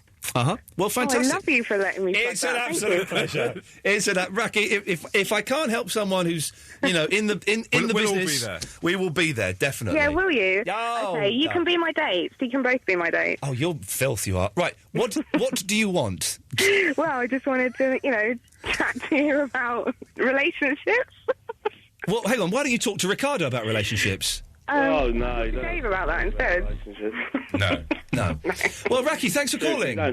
You've got the best laugh in the whole world. She sounds horrible. Don't go near her, Ricardo. Nah, well... no, she sounded very nice. It was terribly harsh. Did she work at a petrol station? Did she work in a petrol station? Yeah. Maybe. I reckon she's done. Ian, lovely to speak to you again. Lovely to speak to you, Ricardo. Long-time listener, first-time caller. Hang on, weren't you a first-time caller the other day? Yeah. Well done. I have 4 points. I'm going to be very quick, because you're very ruthless. I am ruthless. I'm getting ruthless. Can I just say, I'm getting a lot of emails saying I'm rubbish. Where does this come from? I think you're really good. I think I'm all right. No, I think you're really good. Oh, OK. Oh, seriously, I think you're quite funny. Oh, well, I think you're funny. Well, no, a lot of people don't even make me laugh. There's a lot of mutual loving going on here. There is a lot of mutual Well, loving. yeah, come on, Davis, you know. we had a chat, yeah, but let's not get it. Yeah, right. So go anyway, on, yes. 4 points. 4 points. Oh, come on. Well, do it quick Well, then. with me. Oh, I'm trying to. You could have done 2 points by now. Oh, we could have. Come on. You said you was rubbish, though. Who's rubbish? Well, no, you said you was rubbish, but you're not. No, I didn't say I was rubbish. I said that I was getting a lot of emails saying I'm rubbish. Actually, I do. Sorry. All Hang right. on, Ricardo, did you just email me again? No, the first point is an email. No, shut up. Are you the one that emailed me You saying... tell me to shut up. Yeah, I did. Are you the one that emailed me about seeing me on an escalator? Yes. Oh, right, it's just come through again. Let me read this out. Okay. Okay. Well, the first one says, did you get this? Yeah, I did. I'm not going to reply to it, but I'll read it out. Okay. Hi, Ian. I was on my friend's stag do the other weekend. Yes. Sunday the 4th of May. Yes. And I'm sure I saw you and Fandango going down an escalator at Euston Station as myself and my friends were going up. After a long session drinking, I broke out in song, something like There's Only One Ian Lee, and my friends joined in too. Yeah. I don't think that was me. Oh, no, but what was the bit after that, though? You missed that out. What was the bit after that? Oh, but it was apologies if it was embarrassing. Yeah, yeah. All right, well, I'm going to check my diary. I don't think that was me. So Sunday the 4th of May. Let's have a look, see what I was doing on Sunday the 4th of May. Hang on. No, but it was someone that was... Well, it was you. Well, no, I don't think it was me. I don't... Have you found your diary? I found my diary, yeah. Where was it? Down the side Under of the cushion? Down the side of the settee, yeah. Unbelievable. Who put it there? Bet it's the cat. She's dead. She's not dead, actually, but she will be soon. Anyway. Cat Bill? Yes. Now, right, so I don't think that was me, but well done. I would have remembered some drunk singing There's Only One Ian Lee. I do apologise about that. Well, but I wasn't really there. sorry. You need to apologise to the person who looked like me, probably Marlon Dingle. Do you think there is someone out there that actually looks really like you? There's Ralph Little and there's Marlon Dingle. Oh, Ralph... No, I don't like Ralph Little. He fell out. Oh, OK. Anyway, so that's 1 point. That's one. Second point, Condor Man. Yeah. My ex-girlfriend... Well, ex-fiancée. Listen to this. This is an email from Tracy Barton. Oh, Trace, yeah. Rubbish, boring, snore, bring back Jeff, please. Thanks. I mean, they don't know... I mean... They're such big they fans have of someone him. like you... They're such big doing fans of the him, they show. can't even spell They don't his appreciate... name. They can't spell... They text speak. What the hell's going on? What the hell is going on? I'm going to kick their asses from here to Condor Timbuktu. Man, Ian. Yes. The Michael Crawford movie, yes. I watched it 3 years ago with my ex-fiancée. Your ex-fiancée? One of the reasons why she left me. Oh, because of Condor Man. It was rubbish. It's a terrible film, isn't it? I watched it when I was about 13. Yeah. It was great. Yeah. I went to the pictures to see it when it came out. Did you really go to the cinema? I went to the pictures to see Condor Man because we you know, I must have been about 9 or something, Yeah. and it was like, whoa, Frank Spencer's plays a superhero. We're like, Wow, fantastic! It's going to be funny and it's going to be wicked. Yeah. It was neither of those things. And he's going to have a few accidents and do his own stunts. He does his own stunts. Of course, he does his own. Him and Jackie Chan. Hey, come on. Oh, The Jackie Chan versus the Spencer. No, there's a new film, Jackie Chan versus Jet Li. No way. Oh! No, Jet Li retired, didn't he? No, he's back. He's making a martial arts film with Jackie Chan. Don't tease me, Mr. I watched the Lee. trailer and it made me... Don't tease me on Seriously. an escalator in Euston. It wasn't me. I watched the trailer and it got me a little bit horny. Seriously, it did. Anyway, you've only got, 30 seconds left. Okay, I do apologise. Number 3 Yes. is Davis Too Sexy for His Shirt, a.k.a. The London Boys. No, I'm not. Apologies. Number 4, Clash of the Titans. How good is that film? I've never seen it. Oh, you are kidding me. Is that the one where it's all done with, plasticine? Harry Van Munchenhouse. Is he the same fella that did, all the Sinbad films? Yeah, how good's that? I like the Sinbad films, and there's one with Tom Baker in. I remember Tom Baker's got a beard. Tom Baker's so not in one of those films. Shut up, man. Tom Baker, with a beard, is in one of the Sinbad films. Really? Yes. Are you thinking of Blackadder? No, I'm thinking of Sinbad. He's got, a turban and a beard. That so wasn't Tom Baker. It was Tom Baker. I remember watching it as a kid and going, man, Doctor Who's in this. Doctor Who's going to whip his ass. He wasn't in a Sinbad film. Right, first of all, it wasn't me on an escalator, and it was... Oh, no, come on, that was so you. It wasn't me in an escalator, and it was Tom Baker in the Sinbad film. Okay, I'll answer You those don't points know what in a you're minute. talking about, for God's sake. No, that's not right. Ian Lee. Virgin Radio. Oh, I didn't know he was coming in with that. Kaketso? Yeah. Hello? Hello. Yeah. Yeah. Ah. Yeah. I'm a hardcore listener. You're a hardcore listener? Yeah. What does that mean? Like. Hey, would you like to listen to some hardcore? No. You don't want to listen... I've got some if you want to listen to it. Okay. Shall we? Okay. There's this brilliant website, right, called pornfortheblind.org. Yeah. Right? And what it is, you know blind people, right? Yeah. They can't see pornography in the same way that you and I can. Yeah. So how do you think they get aroused by it? By someone describing? By someone describing it. And this is someone describing it. It's very low quality, but, you know, it's hardcore.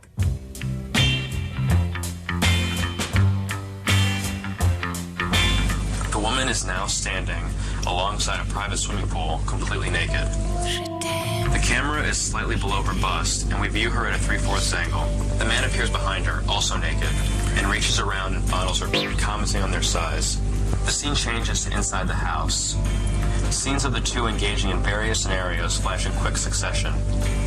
First, we see her kneeling on the green-gray shag carpet, holding onto his thighs, giving him a rapid. She then kisses the head of his as he rubs it along her left ear. He is now standing over her as she lays on the cushions of a dark green couch, holding up her as he slides his between them. She then sits on the floor, her chest pushed out and her arms wrapped around his legs, giving him while he stands over her head. The scene shifts again to her attempting to insert his into her skin. She's trying to get down on top of it, her facing the camera. The scene changes and we see her on top of him, her slapping against his hips as they engage in vaginal intercourse.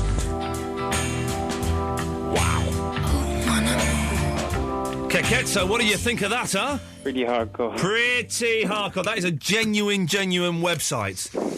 Davis, you should have bleeped out the shag, though. I know, on that the shag carpet. You I let missed one that. slip there. Missed That's the a trick. genuine website, pornfortheblind.org. And that was... Keketso, you feeling fruity now? Have you got a lady or a gentleman friend with you? No, I've got nobody. Oh, man. Why is that? Are you ugly? Okay. Fair enough. Okay. What have you called in for? Can I be paired with someone, please? You want to be paired with someone. Of course, we are twinning our listeners with... So I'm going to put down Keketso likes porn. No. No. Well, yeah, okay. And Claire? Yeah? You're not twinned with anyone, are you? No. Would you like... No. I do apologise. I thought when it said Claire on the screen, I thought I'd be talking to a lady. Okay, sorry, sir. I am. What? I am. We've had this conversation. I had this conversation with Claire off air. Okay. Well, what do you expect someone that's 6'6" to sound like? If she's 6'6", we could almost do a height thing here. 6'6"? Yes. 6'6". Claire. Well, if we are going to at some point. I can't be bothered because it's a long running thing. But if we'll ask, is there a woman? Is there a man or woman taller than the freakish 6'6" that Claire is? 0330 123 1215. Claire, would you like? Well, first of all, do you like pornography? No. Yes. That sort of scuppers our argument. Would you like to be twinned with Keketso? No. Shut up. Bearing in mind, he does have a large stash. A large stash of what? Porn. What? No. Yes. Would you like to be twinned with him? No. No. Okay. Okay. Well, Keketso, calm down. She's got like a nice fella, lady. Right. So, Claire. Right. Stay there, Keketso. We'll finish you off in a minute. Claire, what would you like to talk about? Well, when you were talking about your phone system earlier... Yes. You had so many different problems, and it kind of failed me to, why didn't you Google the problems? She's a phone box expert. Oh, are you a phone box expert? No, I Googled the phone box. Well, we actually had a phone box expert sat just yards away from me. His name was Chris, and he's only 15 years old, but he is the top chief boffin at the Virgin radio station. And it turns out it was my fault. I was doing it wrong. So that's all it was. It was my fault. But if we can't get hold of Chris, we'll give Claire a ring. She's Googled it. Well, have you got Google, Claire? Yeah. So because I haven't got Google on this computer, so if I needed you to Google it, you could Google it for us. Okay. Well, that's great. Thanks very much for offering. I mean, I was looking at the features, and some of the features are amazing. Yeah, they are. They are. I've cut him off. Right, Keketso. Yeah. What do you want? Yeah, I would like to be paired. Can I pick a celebrity? Okay, well, okay. Or you can be paired with Jim. Jim? Hello. Hello, Jim. I know you phoned in to complain, and we will get to your complaint in a second. But Hello. Yes, hello. But... Am I on air now? You're on the air now. I know. Oh, fantastic. Okay, it's exciting, isn't it? Now, I know you've called in to complain, Jim, but before we get to your complaint, as a sign of me offering a hand of friendship, would you like to be twinned with Keketso? Who's Jetso? Jetso? Who is he? I want a woman. Not a man. No. Well, you're not... Okay, I've got to stress, this isn't like a sexual thing. You will not be having sex with them. Primary school. Yes. I want a man. Sorry, a woman, sorry. He is a man. Yeah. No, I want a woman. Right, okay. Same as me. Yes. Jim from Northern Ireland's the complainer. Okay, right, Jim, what would you like to complain about? You. Right, okay. With you in a second, Jetso. Yeah. Okay, Jim, away you go. All right. But don't use any bad language. No, I'd like to be with a lady, please. You'd like to what? Be with a lady. I can't help you there. You'd like to be with a lady? Have you never been with one before? Yes. And you liked it so much you'd like to be with one again? Yes. Okay. I thought you'd phoned up to complain, not for me to find you a partner. Also, I think you are... I'm not going to swear. No, don't swear. What's your language? Yes, I know that. I think I'd rather have Jeff rather than you. Right, well, Jeff's on holiday. He's allowed to go on holiday, isn't he? Pardon? Jeff is on holiday. He is allowed to go on holiday, isn't he? Yes, but I think Jeff is a better show than you are. Right, okay. But Jeff is away. Yes, I understand. Right, so... and Jeff will be back next week? Good. Right, so... I think Jeff's better than you. Well done, okay. I think Jeff's different from me, and Jeff has won Sony Awards, so that would imply that he is better than me. Yes, you're probably right. All right, you can twin me with somebody. No, because I don't like you. Oh, I don't like you either. Well, then why would you phone up to... Jeez. Because you're rubbish. Okay, so you think I'm rubbish, but you've still phoned up to take part in one of the small, silly, trivial things we're doing? Yes. What... Now, Jim, what do you think that says about you? Me? I'm lovely. No, it says... Now, don't take this the wrong way. Yeah. It says you're an idiot. Oh, so are you. Right, OK. Well, what you've done there is you've just repeated what I've just said. What? Excuse me? Yes. What you've done... Oh, flipping it. What you've done there is you've just repeated what I said to you. Surely, yes. Right. In terms of complainers and arguments, Jim, it's one of the weakest ones I've had. But thank you for trying. Good effort. Well. Put the phone down before I put the phone down. OK, I will. Simple as. Yeah. Well, you want an argument, eh? What are you arguing by, eh? Yeah, Stay here. Yes, I was just going for an argument, Jim, and you muffed it up, so I'm going to have to let you go now. Yeah, good. Thank you. Yeah. Oh, Jesus. Right, Keketso. Yeah. Okay, I'm really late playing a song. We'll get back to you after I've played Aerosmith. Is that okay? Yeah, that's okay. Jim was weird, wasn't he? Yeah. 03301231215. Keketso, are you still there? Yeah. Well done for waiting. Jim in Northern Ireland? Oh, he's gone. Thank God for that. Right. No, I'm here. No. Jim, I thought you'd gone. Oh, no, I'm here. You just phoned up to complain, and then I thought you'd gone then. You mean you were there for all the way through that 3 minutes 24 of walk this way? Yes. I went up a wee piddle. Jim, go away. Wait. Put the phone down and go away. Wait. Bring Jeff back. He's coming back next week. I know, but am I still there? Yes, we're doing a radio show. Yeah, but you said you'd bring me back and twinned with somebody. No. I'm not going to listen. If you don't like the show, then you can't play. You can't join the club. Well, explain how it's done then. Well, it's done by you not phoning up to complain about the show and then go, oh, by the way, I don't like the show, but can I take part in some of the fun things you're doing? Yes. Yes, no. Well, no. Anyway, go away. I'm talking to Keketso now. Keketso, why did you call in? No, I was just calling. No, Jim. I don't like it. Jim, I know you don't like it. All right. So, I'm fine with the fact you don't like it, but that means if you don't like it, you can't then play the fun games that we're playing. Okay. Go and listen to Talk Sport. Oh, by the way, when does... I don't watch that load of rubbish. All right, OK. Well, thanks for calling, Jim. Bye. Yeah, bye. Has he put the phone down? No. Oh. Right, just ignore him, Keketso. Right, what do you want, Keketso? No, I was just going to... Have you finished CCA? Bye. Yeah, goodbye, Jim.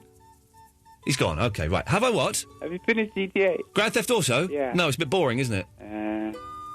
Is that what you called in for? Yeah, well, thanks for calling. Wow, he was on the line for 30 minutes just to ask if I'd finished Grand Theft Auto. He did say he wanted to talk about anything. What happened for the last 35 minutes of the show? I've got no idea. It's like I've just been in a trance and I've just suddenly woken up and there were two callers just hanging on for no reason whatsoever. We're getting a lot of stroppy emails tonight. Are we? I can't see any of the emails as the phone box screen is taking up the whole system. Should we give away these tickets to the Isle of Wight? Right, yeah, I think we'd better actually. Okay, so explain the rules again and I'll give the question. You're going to give out a question that's not too easy and it's not too hard.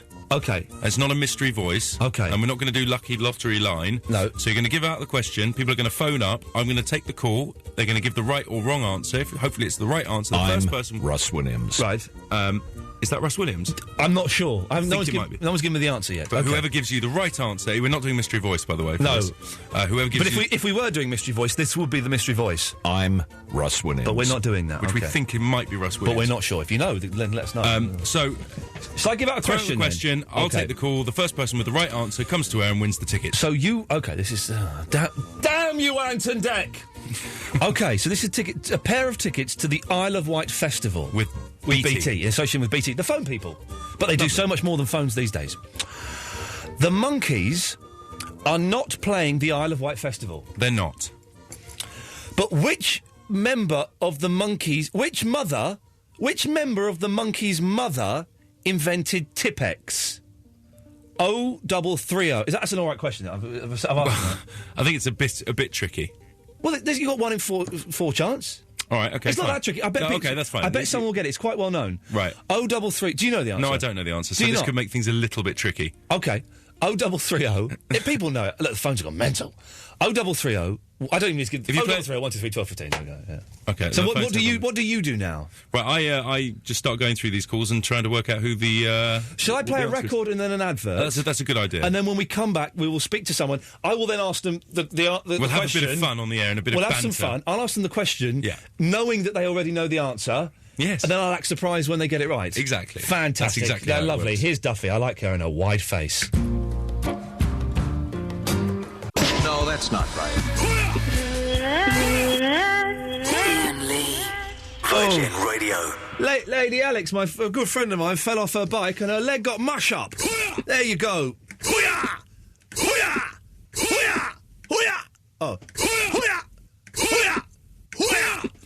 Davis, how are we doing with the competition there? It should be... Well, we may have to get Claire on the line because phone box has given us the wrong number.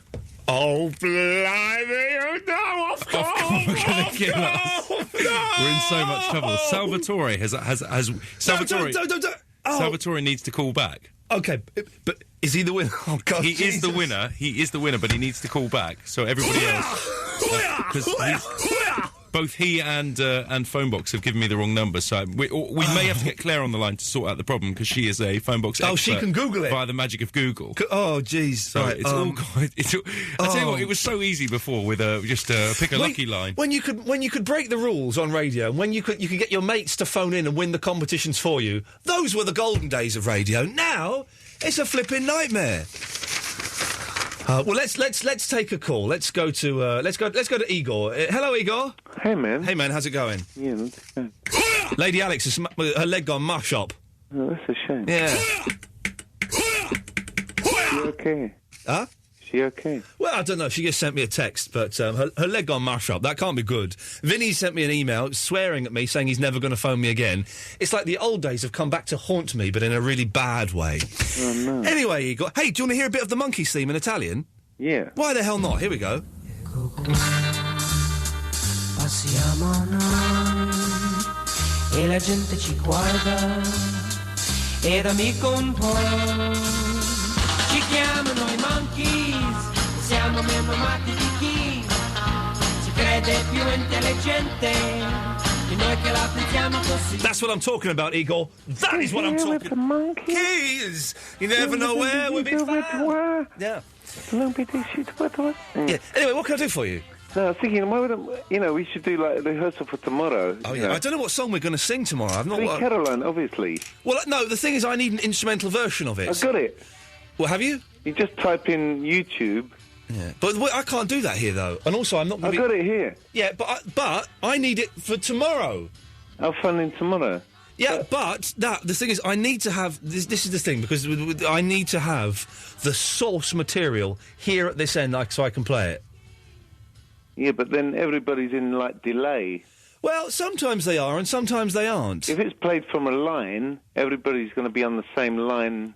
But I will be... No, I'm insisting I want it here. I want it. I will find something. Don't worry, I will find something. Try it now? Well, we could try it now. Dave, you want to sing a bit of Sweet Caroline?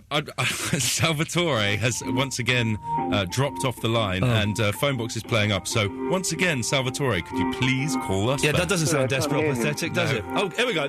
Let's sing. That'll take our minds off. Where it began... I can begin to know... Joining, Jessica? I don't think so. I don't know the song, sorry. How can you not know the song? OK, here we go. Because I'm under 30. Was in the spring. Boing. And spring became the summer. Who'd have believed you come along?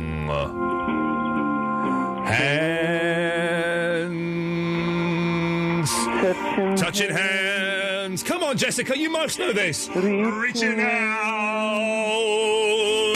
touching me, touching you.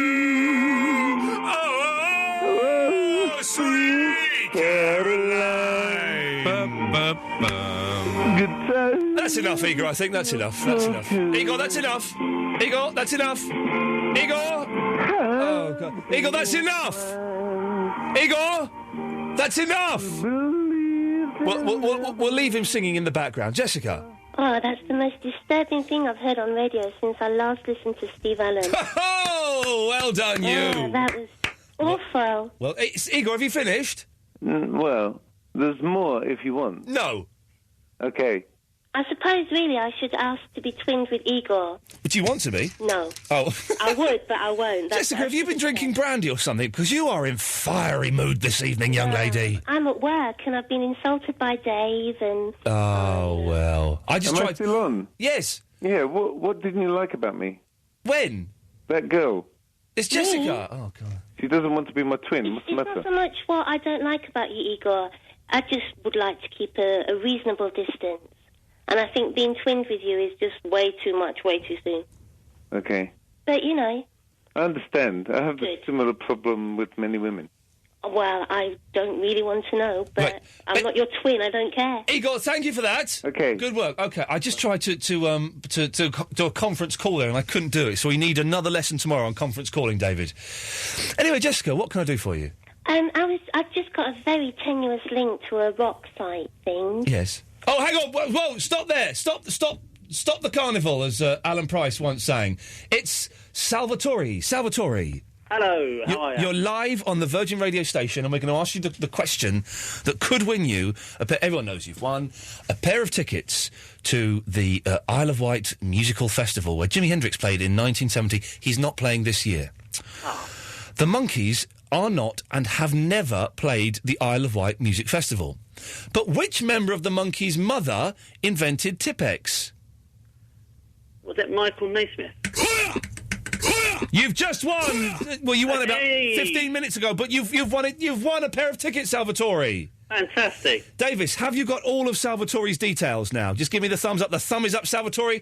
Congratulations. Thank you very much. And who are you twinned with? You're twinned with Michael Bloody Crawford, aren't you? Yeah, he is. Right, goodbye. Thank you. Well, goodness, that's over. Right. Okay, Jessica, yes, you have some rock history type thing. Yes. Okay. I live in Sheffield. Oh, yeah. And he's not exactly a rock giant yet, but I'm sure he'll be sort of very famous eventually. But there's a guy called Richard Hawley. He looks a bit weird. So a guy called Richard Hawley who looks a bit weird. Yeah, and he's had quite a successful sort of career. No, you've missed. No. It's tenuous. No. He's named all his albums after Sheffield, and I've been to every single place that he's named his album after. No. When I introduced this topic, maybe I didn't make it clear enough. The example I used was I live near the house within which the Kinks song, a classic song, You Really Got Me, was written.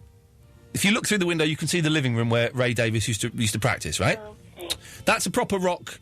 Like that's proper rock history. I misunderstood. I apologise. Well, you saying some bloke? What's his name? Jeremy Bentham or something? Richard Hawley. Richard Hawley. He's named 3 albums after Sheffield. Right, and okay. Lady Bridge I walk over nearly every day. Yes, you've told me. He's the new Jarvis Cocker. Yes, no, you've told me that, right? It doesn't count. Okay. My uncle lives next door to Joe Cocker's brother. That's more like it. Okay. That's more like it. I obviously made that one up. The Richard Hawley one's true. I'm cutting her off now. She's gone. I'm not having any of that. Right. Yeah, I tried to do a conference and it didn't work. Did you hit conference and just have one line flashed up there? Oh no, I didn't think of that. Yeah, of course I hit conference. Well, right, we need a tutorial. As you said, we need a tutorial tomorrow. But that's fine. We can do this. It's good that we practiced it then and we muffed it up because now we know it doesn't work. Doesn't work. Did you have the fader down when you did it? I didn't have to in the old place. Well, this ain't the old place. All right, let's try. Hang on. So let's try. Hang on. So we've got Canadian Dan. You're there. Ari the pizza dude. You're there. So I'm going to try and put Anthony in. Well, there you go. Oh! See, the fader was down. We are in business. We are in mucky business. Okay, right. Hang on. Let's try something. Canadian Dan, are you there? Yes. Ari the pizza dude, are you there? 10-4. Okay, so that's 2 lines. We've only got 2 lines. I'm going to try something now. Anthony. Hello. Oh, dirty. And Sam. Yes. We've got 4 callers on 2 lines. On the line. This is. I'm actually got a little tiny little bit of wee has just came out there. Right.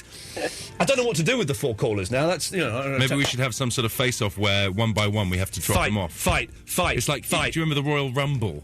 In wrestling. No, I didn't used to watch wrestling. Right, in WW then F wrestling, they used to have the Royal Rumble where we just threw everybody in the ring, and it's the last man standing, so we need to get almost everybody on the line, and the last man standing Well, let's is the just winner. start with 4. Let's just start with 4. Let's start with 4. But hang on.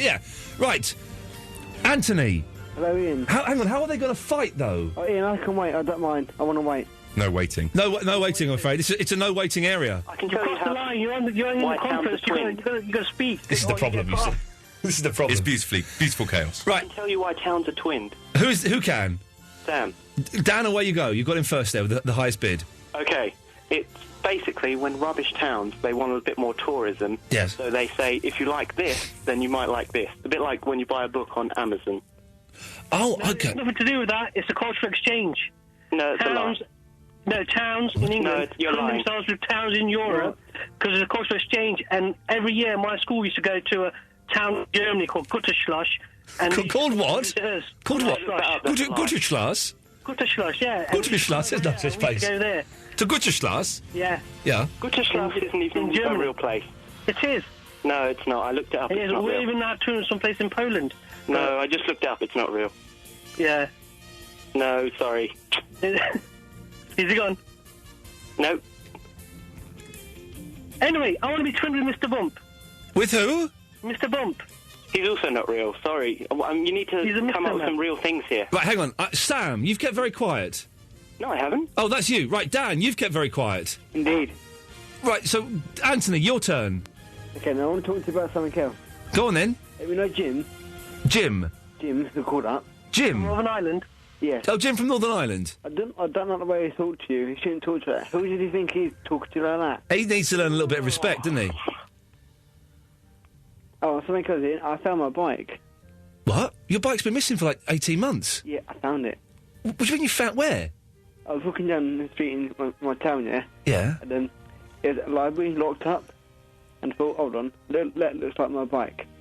It's a red Apollo bike, blue on it, Tottenham logo. Did it have the Tottenham logo on it? Yeah. Yeah. And, I looked at the lock, and I thought, this key might fit, and the key fitted, and I took it. So if it wasn't your bike, you've actually done exactly what happened to you. Theft. So did you...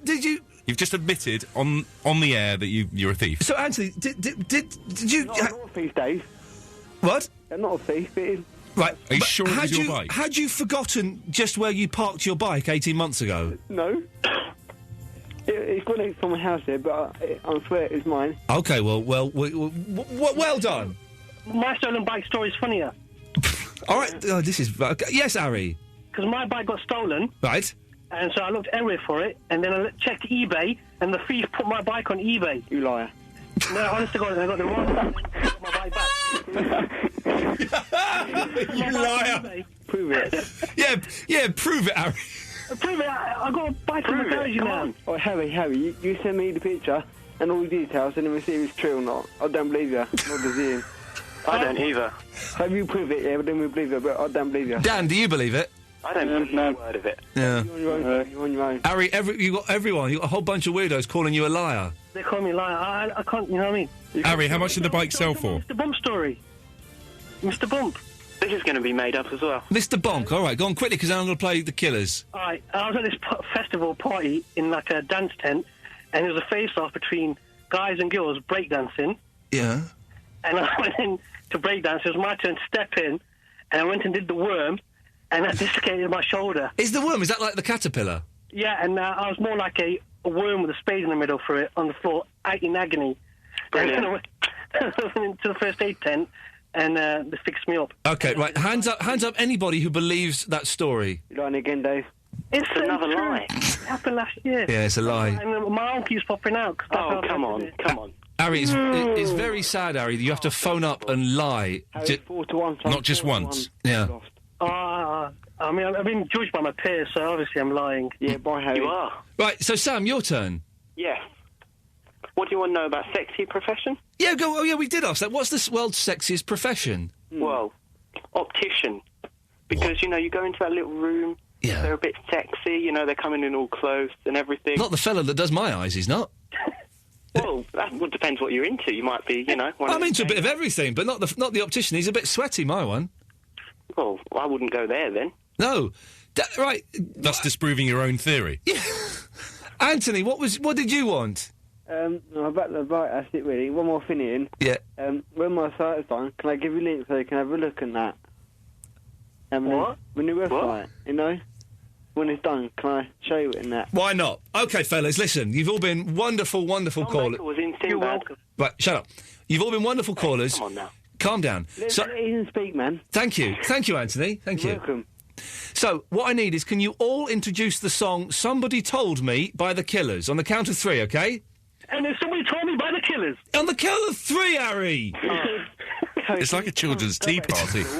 Go back to school, man. I've done school. Anthony, you're well stroppy tonight, man. I like it. I like this new Angry You. Right. Thank you.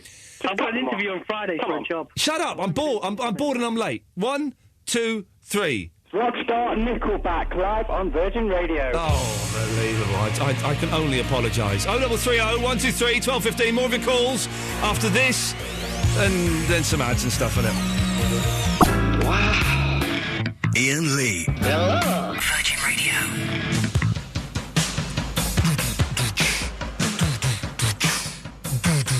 Okay. I think we've worked out how to use the phone system now. I'm loving this phone system. It's brilliant. It's better than just having a phone, which is what we have. This is no ordinary phone system. Can someone call in, if you've been listening to the last 2 hours, 0330 123 1215, and just let us know that it's sounding... In terms of levels and quality. In terms of quality, right. We need a geek. If there's a geek or an anorak or, a radio anorak out there, can you just phone in and confirm that the levels are all better mixed and everything, because it's sounding great in my headphones. Apart from, again, the content, both from me and from the callers, that's, is poor. We can work on that, though. That's fine. I wonder what we're going to do with the old phones now. We could give them away! No, we can't. Sell them on eBay. Have something to say about that. We can sell them on eBay, can't we? Can we do that? I could do with a new phone. With 12 lines. Yeah, well, 12 lines would be handy, actually. Would be handy. I can just have a breather for a second. Is that all right? I feel I've been... Feel free. It's been a very stressful day today, so I'm just going to... Let it all out. Go on. It's been a busy day. It's been a busy day. I've not queued up a record for this. The first record for this hour. Hang on, let's have a look. Not having the Kaiser Chiefs. Not having Bruce Springsteen. Oh, Katie Tunstall. I like her because she's got that funny eye. Yeah, she was on Ben Jones earlier having a chat. She phoned in the show. Did she? Yeah, just phoned up. Well, why didn't she phone me up? I love her. She's playing the Isle of Wight Festival. Would you like her to come on? Have a chat about the Isle of Wight Festival? Well, I'd like to meet her and hold her hand. Right. Can she come in and I just hold her hand? Would you like me to? I'll phone them tomorrow. Phone up and say, look, Ian, really, he's got a girlfriend, so he don't want a relationship or anything. Would love one. Who knows what could happen. But he would just like to hold your hand for a few minutes. Just pretend I'll phone her man. All right, nice one. Yeah. Seriously. Okay, He wants to hold her hand for a few minutes. Yeah.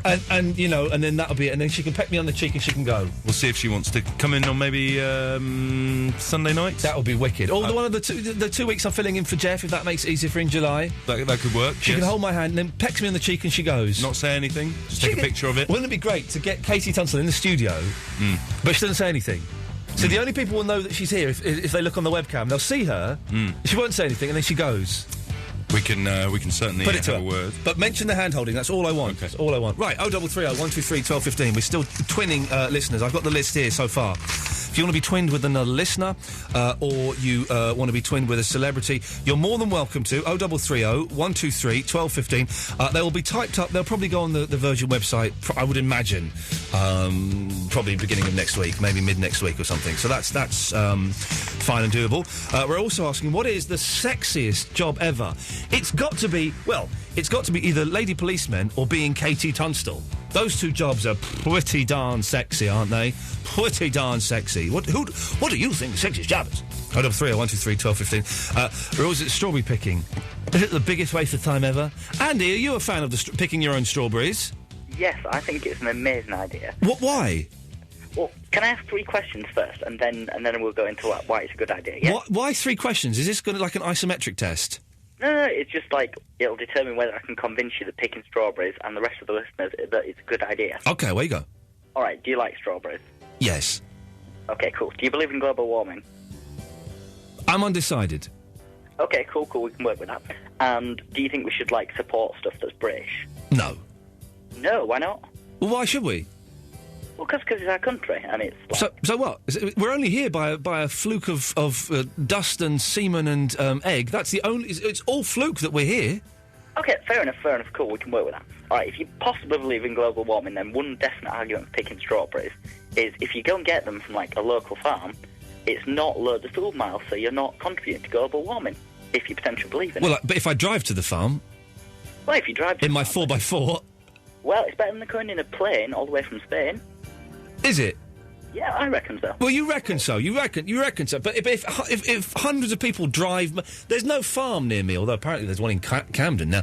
But there's no farm near me. So for me to drive to a farm, that would contribute to my global footprint, my carbon footprint, whatever it is. But for me to drive to Tesco and buy some strawberries, it's only up the road. Okay, yeah, that's true. So that's right. 1-0 to me. Next. All right, 1-0 to you. If you really like strawberries, though... Yeah, I love them. Got some in the fridge. Like, fresh off of the strawberry plant, are just so much better. But British strawberries, as we all know, are cack. But now that it's in season, and it might even get warm in England, we'll have good strawberries. Do you know, I heard a really depressing thing on Gardener's Question Time on Radio 4 at the weekend. Oh, go on. I like listening to... I don't garden, but I like listening to Gardener's Question Time while I'm, like, cooking the roast.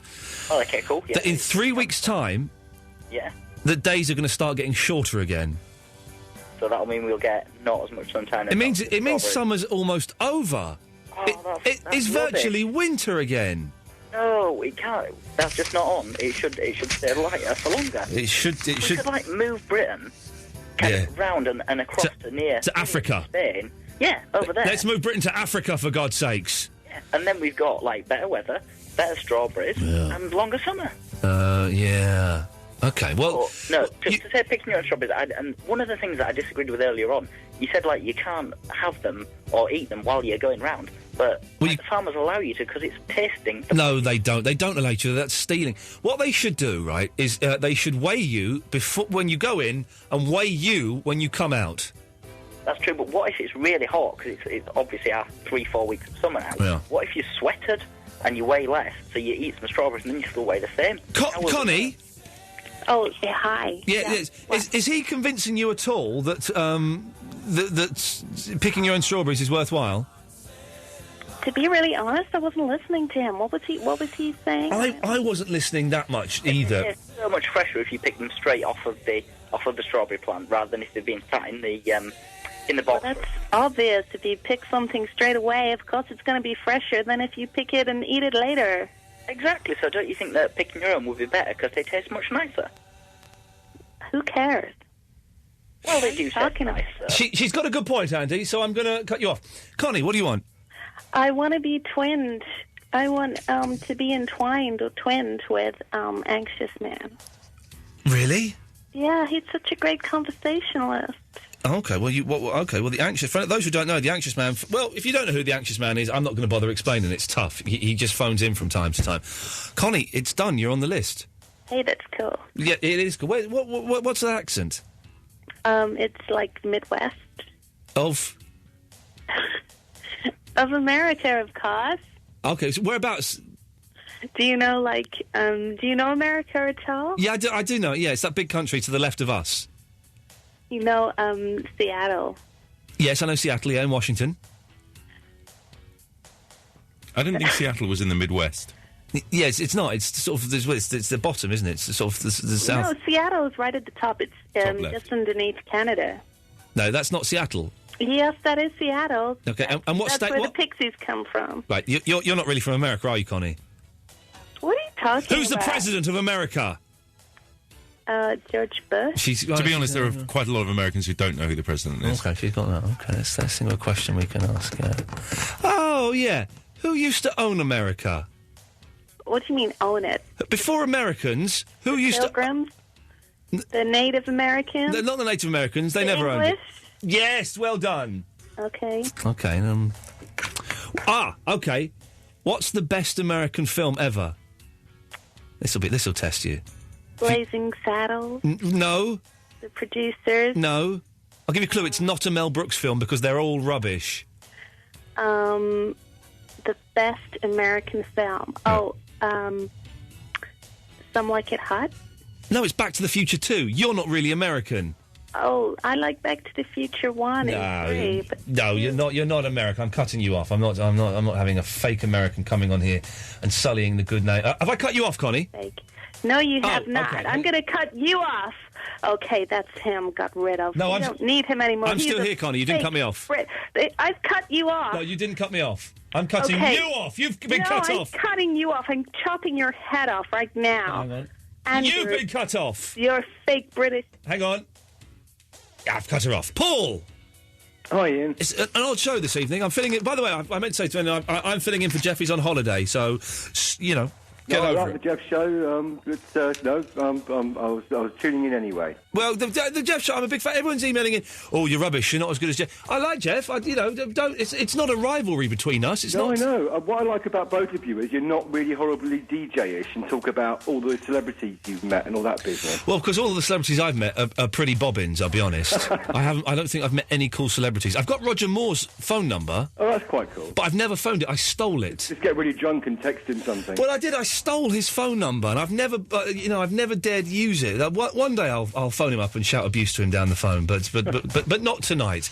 Anyway, Paul, I believe you have some rock history. Yeah, a bit of rock history for Beckenham, which is, well, it's technically Kent, but it's just sort of South London, really. Haircut 100 went to Kelsey Park School here, which is about... Haircut 100? Yeah, 100 yards up the road or so. That's David Bowie played his first pub gig here. That's better. That's better than Haircut 100. A little bit. A place called the 3 Tons. Yeah. Which is now some kind of rather fancy Italian restaurant. Although, if there's ever an excuse for a theme pub, it should be the 3 Tons, because it was Bowie's first sort of pub gig. You would think they would make it into a Bowie-themed restaurant. Well, if I had the money, I would have done, but I didn't.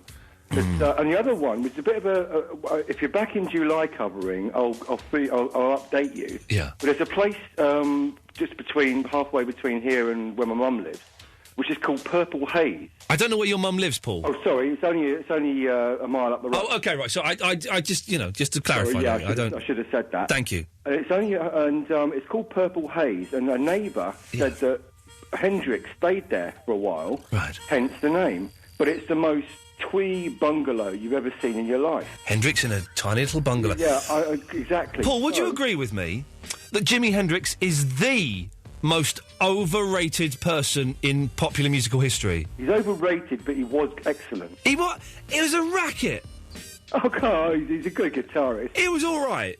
Oh, yeah, well, it's one of those things. If you're the first person to do something, then afterwards you're always going to be overrated. Yeah, it's the first person to play a guitar really badly the wrong way round and then set fire to it. Woo, whoopee-doo. Not with such style. Yeah, well, okay. Yeah. Anyway, what I was going to do was knock on the door sometime late in June and ask the owner whether he actually did stay there and what the story was. So if you care, I'll call you back. If Paul- not, I won't bother. Paul, I care. Okay. I'll speak to you in July. Cheers, then. Thank you, fella. Take care. Let's go to Jessica. Hello, Jessica. Hello. Hello there. Hello, I've got some fabulous rock and roll history for you. Come on, let's have it. Let's have it. Right, well, we live in, which is, I'm speaking for me and the two girls I'm with now, and that's my cousin Hannah and Claudia. Hello, Hannah. Don't give out your address there. Okay, well... I've just dumped that. Yeah. Well... Yeah, don't give out your address. You're going to get murderers coming around. everybody that's listening, that was not, in fact, Do you know, I've just dumped that, so your address has not gone out on the radio. Don't worry. But why would you phone on the radio and think it was a good idea to give your address out? Hello. But why would you do that? what made you think, do you know what? I'm going to phone the radio station and to 200,000 people, I'm going to tell them where I live.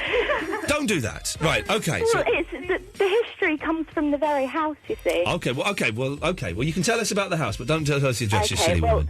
Pete Townsend from The Who. Oh, yes. Who is my uncle.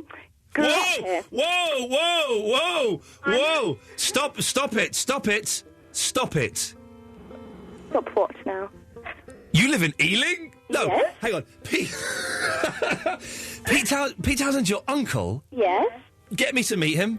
Oh, well, I would. Yeah, he's really grumpy in his old age. I really wouldn't. Okay. So you know, what band was he in? The Who? Well, who was the bass player? John Entwistle. Oh, it's a girl that knows John Entwistle. Okay. Who replaced Keith Moon on drums? Zach Starkey. Who was before Zach Starkey? Keith Moon. No, wait. No. He's talking about the guy with the long hair. We know. No. My dad hates him. The guy with no. This is weird. I think Kenny Richards. Kenny Jones. She does know. She's got Kenny. Okay, girls that know Kenny Jones and John Entwistle. I'm kind of vaguely inclined to believe it. Well, we're Hannah and Jessica Townsend. Wow. And we have some fabulous history in this house. I bet you do. Get your dad on the phone. Your uncle. Dad, No, get your uncle, not your dad. I don't want to talk to your dad. I don't care who he is. Get your uncle on the phone. Oh, he's not. He lives in Richmond now, on the hill. What's his address? No. Everyone knows where he lives. I'm glad you dumped that now. Yeah, so am I. Well, okay, so what the rock history is that... Well, Jessica, you are rock history. Well, thank you. See, I would love to agree with you, but I don't really do much. No, I'm sure you don't. Well, thanks for calling. You're welcome. Do call again. Oh, we will do. When your uncle's around. Yeah, we like you guys. We've been listening to the show all night. Brilliant. Excellent. Okay, well, thanks. I'm going to fade you down now. Okay. There we go. Wow. Okay, I'm not sure. I've got the ultimate way to find out as well. Oh, you've cut her off. I'm going to call her back because I know Zach Starkey's sister, so we're going to find out. Oh, you should have. Yes. I should have said that. So I'm going to find out if she knows the name. That did definitely. You need to. That's what we'll do. That'll be the test. You need to not let the podcast go onto the air tonight. I know. I've got to suddenly make a couple of calls and make sure that doesn't go out. Make sure that doesn't go out. I'd hate to think that. But wow. Well, she knew. Listen, for a girl to know John Entwistle, that kind of had it for me. And then to get Kenny Jones, that... Yeah. Right, I'm going to make a very important call now so that address of otherwise the Townsends does not go out. Wow. 0330 123 1215. More of your calls after this. I love Katie. She's wonderful. I do apologise. I was absolutely miles away there. Hang on, I'll do this properly. Virgin Radio. Is it economic? Hello? Hello? Who's that shouting? It's Joe Hemmings. Hello, Joe. We just see you getting lots of drunk women phoning up. OK, Joe. I'm not drunk. You're OK. You're safe with me. Oh, Christ. I don't know if I am. Right, Joe. Hello? Yes. Yes. I mean, why did I ring up? Because I've just been seeing Tom Baxter at Coco. And someone's talking about relationships, so I don't know. I combined the two things. Who was talking about... What relationships were we talking about? It was about an hour ago. Someone talked about their relationships, and I'm a dating coach, so I just thought I'd throw my 2 pennyworth in. Well, what's your 2 pennyworth worth? Well, that I kind of teach people how to date, you know. What do you mean you teach people how to date? I advise them on how to date. It's difficult dating. It's tough. They don't know how to do it. What do you mean? It's easy. You go out, if you like them, you say, can I see you again? If you don't, you never phone them. Well, it's not for some, you know. It's tougher than you think. What's tough about it? What, dating? Well, because lots of people don't want to make the approach. They don't want to be bold enough to do it. So what you get is 2 people looking at each other all night, making a bit of eye contact. Yeah. nobody wants to go over there because they get rejected or they're fear. Oh, but I like all that. Leave. I like all that tension and that leaving with that knot in your stomach, thinking, oh, I muffed that one up. That's good. It's a good feeling. You don't like the bit where you kind of get turned down if you're bold enough to go over there. What do you mean turned down? Turned down sexually or turned down when you ask them out? Well, both, yeah. I never ask them out. I always let them ask me out. Oh, well, you see, just playing your cards close to your chest. Exactly. I would never ask a girl out because yeah, of course, no one likes to get rejected. So you wait for them to ask you, and does it happen for you? Well, I'm living with someone now, so it worked. So it did happen. It has happened. It worked. Something went right, Joe. She asked you out. That's good. Yeah. Now you're living with her. Now I'm living with her. But do you charge for this service? Oh God, yeah. Oh, well done. I love people who make up jobs and then get money for it. You've got to respect that. You mean make up jobs? Come on. It's like me saying, do you know what? I will tell you how to do a radio show. You just give me £100. Yeah, absolutely. You charge for it. You could get away with it, wouldn't you? Well, I've just thought actually I probably could get away with it. Couldn't I? Absolutely, you certainly could. It's like jot that down. You never know when it might come in useful. I've just made up a job like Joe Hemmings. Joe, how much do you charge for your an hour? Yeah, go on. 125 quid. Oh, Dave, this woman charges 125 quid to tell you how to have a date. £125 an hour. That is ridiculous. That is fantastic. But here's the question. Quite straightforward as well. Here's the question: when they phone up and they say, "Oh, I need to get a date or something," you go, "Yeah, fine." You talk them through it, and they say, "How much is it going to be?" Do you not even laugh when you say £125 an hour? Do you not laugh? How can you not laugh when you say that? It's not by phone. It's in person. You know, they've got the kind of privilege of actually meeting me and getting a bit of face-to-face. That's almost what I get per hour doing this show. Almost. Almost, hang on a minute. It could change your life, whereas doing an hour of this show will, you know... They don't go on a date with you, do they? Hey? They don't go on a date with you, do they? Oh, God, they don't go on a date with me. No, I don't. No, so why do they have to meet you face-to-face? Because I need to see them. What see what for? they like, hear them, Do they not send a picture in and just... No. Supposing... I bet you're a bit of a man-eater, aren't you, Joe? you could have me and Dave for breakfast. Eat the odd man. Yeah, I bet you have. I bet you. Yeah, of course. Now, so do you ever? What is the question? She didn't hear what I said. It's fine. Suppose. Oh my God. Oh dear. Come on, you're going to have to ask it now. No, you just missed something. It's fine. Let's all calm down. Supposing you get like a fat, smelly bloke comes up to you, right? He's rich. He's rich and he's stupid. That's why he's seeing you. And he says, I can't get a date. Like that. Do you still trick him and pretend to him that he will be able to get a date if he follows your basic tips? Or do you say... Yeah, but part of my tips is well ugly. Kind of, lose a bit of weight and everything. They're kind of quite basic, some of these things. I want to go out with a lady, because you'll get me a lady to go out with. You might need a bit of voice coaching and a shower. Is that part of the £125, or is that extra? Okay. And how many hours does it normally take? Well, probably about 3. 3 different sessions. It's terrible. This woman is fantastic. You've got to admire her balls for making 375. Making up a job. First of all, she has made up a job, and then she's made up a really big number to go with that job. Put them together. Is the business thriving? Look, yeah, it is, absolutely. Of course it is, because people are desperate. How many clients do you see a day? Other things, I don't just coach, I kind of write and do all sorts of stuff. But I bet you get more male clients than female clients. You're Because do you know why? Do you know why? Because women aren't stupid. Correct. And if you've got disagree with that. If you've got £125 to spend on some advice on a date, you might as well buy a rabbit.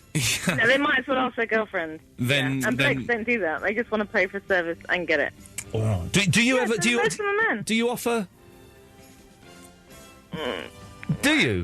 Do I offer what?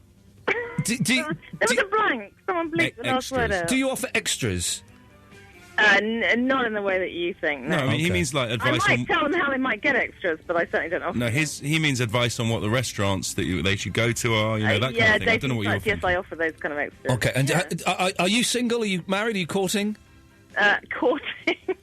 No, I'm not single. Well, so what are you? What am I? Yeah. I'm in a relationship. I have a partner. Yeah. What with a man or a woman? With a man. Oh no, just don't laugh. What you thought was this was some... Don't laugh at lesbianism. You thought this was some I'm big not. revenge on I'm men. so not laughing at lesbianism. No, I'm in a relationship with a man. Okay. But I've screwed up like everybody else has, so, you know. And he must think this is he's in hog heaven with a woman with a made up job that just gets money for. Of course he's in hog heaven, yeah. For nothing. obviously. Well, Joe, thanks for calling in. It's a pleasure. The best of luck with your job, and may you keep fleecing those poor suckers. I said suckers. Yeah, I heard you with the S word, yeah. Thank you for that, Joe. That's a pleasure. Bye-bye. What a lovely lady. What a delightful lady. And, well done for £125 an hour, Dave. We are in the wrong business. We certainly are. We should set up something ourselves on that. 533 123 1215. Look at this! Oh, it's Nickelback! When it's 9 in the afternoon. I apologise for the scent of Nickelback that snuck through there. Right, we've got Adam in Charlton. Hello, Adam. Hello there. And we've got Gary from Catford. Good evening. Now, we'll start with you, Adam.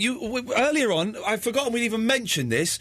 For some reason, I don't know why, was asking for songs about chalk. Yes. And you've got one, have you? I have. Go on. Right, it goes well back to like the early 80s, but there was a song called Chalk Dust, and there was a bloke parodying John McEnroe throwing a tantrum about tennis and the ball being out. Chalk dust, man! I tell you, there was chalk dust! That's right. The umpire strikes back. You gotta be joking! That's the right. I used to have that record. Did you? Yeah, you cannot be serious.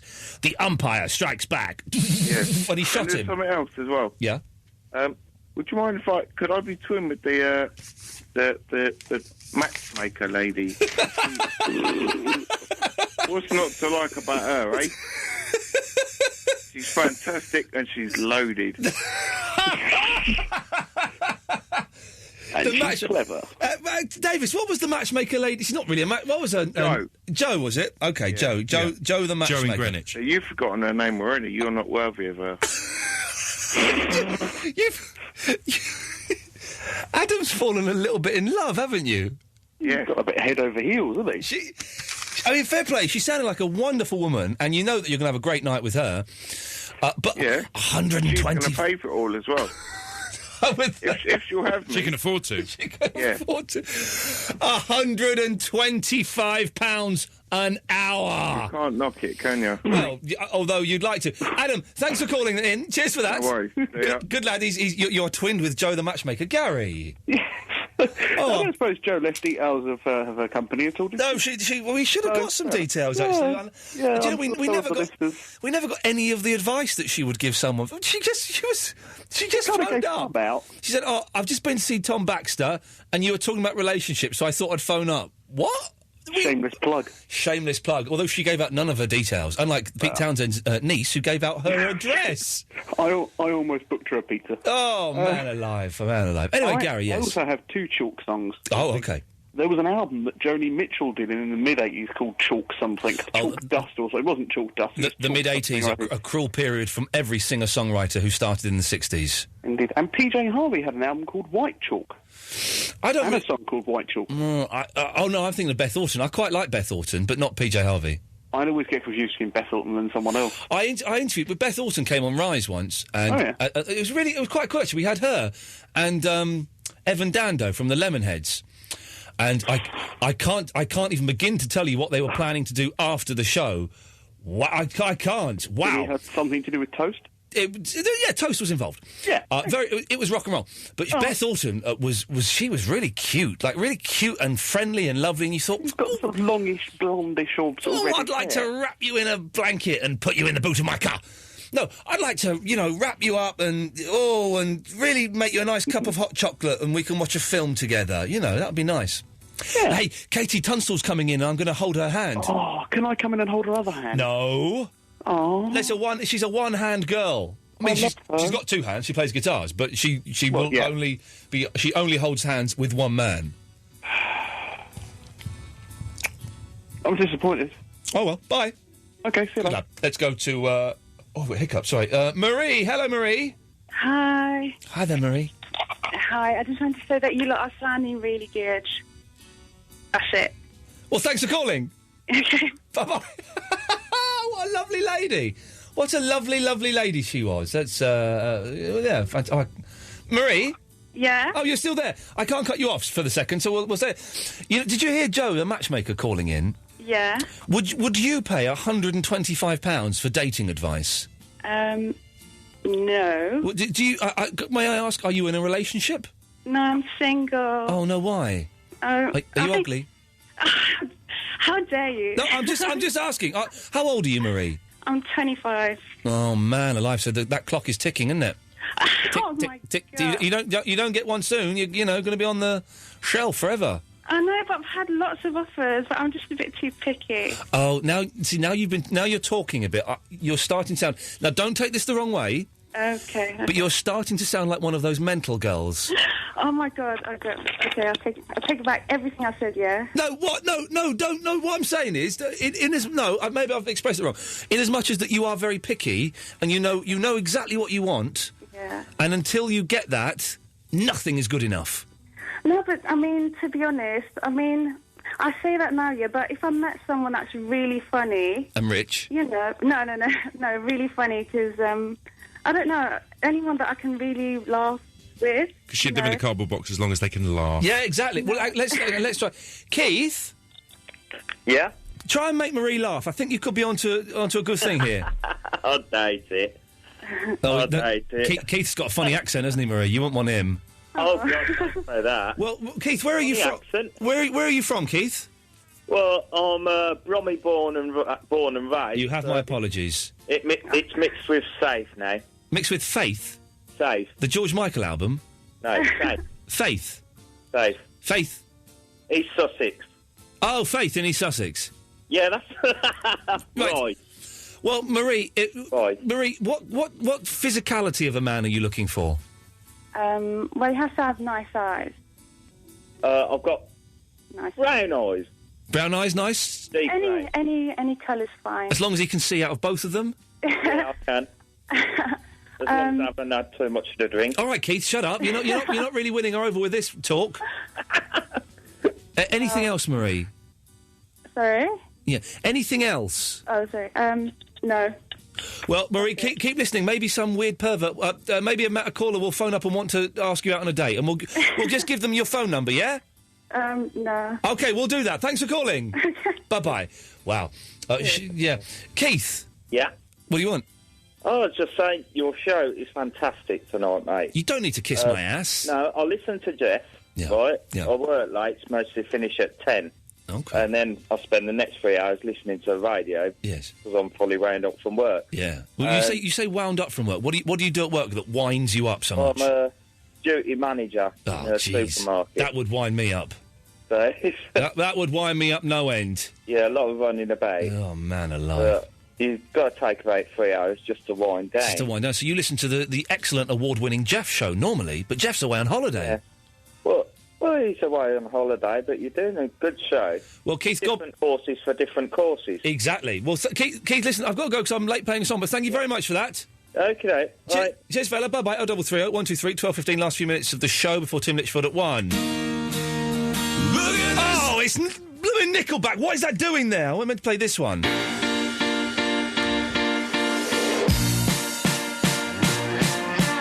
Back to the street where we began, feeling as good as lovers can, you know. Yeah, we're feeling so good, thinking of things we shouldn't read. It looks like the end of history as we know. It's just the end of the world. Back to the street. Hang on a minute. We've just played this song, haven't we? Davis quickly produced. We just played that, didn't we? I think we did, actually. Yeah, OK, well, there we go. I meant to play this one, sorry. No, not that! Do apologise. Virgin Radio. There's only been a few muff-ups. There have only been a few muff-ups, and that, playing that song by the Panic at the Disco. The Disco Boys was one of them. Playing that twice was one of them. I don't know how Nickelback has snuck onto my system. That I will have to have words with that. Tracy! Good morning. Good morning. Now, right, OK, I'm outing you, Davis. Right, yes. Now, I'm glad you said that, Tracy, because I meant to mention this. Right, OK. OK. You're going to know what this is, Davis, as soon as I start saying. I am doing shows, Tracy, filling in for Jeff Monday night, Tuesday night, Wednesday night, right? Yeah. I couldn't believe it when I got that message from you. You're such a fool. No. I'm not a fool. No, let me explain. Let me just say, I'm not a fool because Joan, lovely Joan. Your fader's down. Let me listen to this, Tracy. Davis is a fool. Okay. He's trying to blame it on someone called Joan. There's no one here called Joan. He's made that name up. Right. Monday, Tuesday, Wednesday, right? And I drive in, and I park, and I drive home. Yeah. But I am allowed to get a taxi home that will be paid for by the Virgin Radio Company. But I choose to drive in. But Dave said, do you need a taxi any night this week? Now, I do need one night this week because I will not be driving in. I should be making my own way in, and so I'm doing other stuff. I said, yes, I'd like a taxi on Wednesday. Yeah. OK. So, when do you think I've asked for... What show do you think I want that taxi after? Yours. Yeah, OK. But which day of the week? So I'm here Monday, Tuesday, Wednesday. Would you like a taxi home one day this week? Yes, I'd like one on Wednesday. Do you want it on Thursday morning? Yeah. Thank you, Tracy. Yes, I want it on Thursday morning, Dave. I get a phone call, all panicking. No. Ian, do you want it on... Oh, God, I'm so confused. What do you mean? Do you mean on Wednesday morning after Tuesday's show? Or what? Joan said to me, Auntie Joan, yes, the lovely lady who organises all the taxis, yes, when does Ian want his cab? And I said Wednesday, and she said, what does that mean? I said Wednesday, like, as you would say, Wednesday after the show, yeah, so Thursday morning, yeah. And she said, doesn't he mean Wednesday as in now? And I said, no, he means Tuesday. It's still Tuesday though, really. Well, all right, it's not Wednesday till we have a sleep. Right, okay. But she said, I tried. So she said to me, does Ian want his cab on Wednesday? And I said, yes. I do. She said, so after the show tonight? No, but it's still Tuesday. And I said to her, no. And she said, you better double check that. But you sounded... I'm going to play the message on my phone, right? Let me play this, because you sound so panicky and so scared on this message. I don't know how I can do this. Hang on. I'm a very frightened man. Okay, you may know how to do this. Let's try. Hang on, listen to this. Hang on. Here we go. Oh. No. If you want to, you can send me that message and I will put it on. I've got speakerphone on here. You're not getting away with it that easily, young man. Here we go. Hi, Ian, it's Dave. We're just thinking, your taxi for Wednesday, does that mean after tonight, as in Wednesday morning, or do you mean Thursday after tomorrow night's show? Because can you text me or call me what you mean, which taxi you need to take you home after the show? ASAP, so I can let Joan know. What's wrong with that?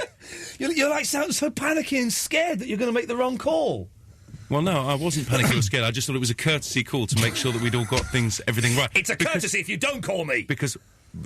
right. Okay, that's it. That's it. If you want a taxi in that 2 weeks of Jeff, you better send me an email with a list of exactly what day you want it, because otherwise you're walking home, my friend.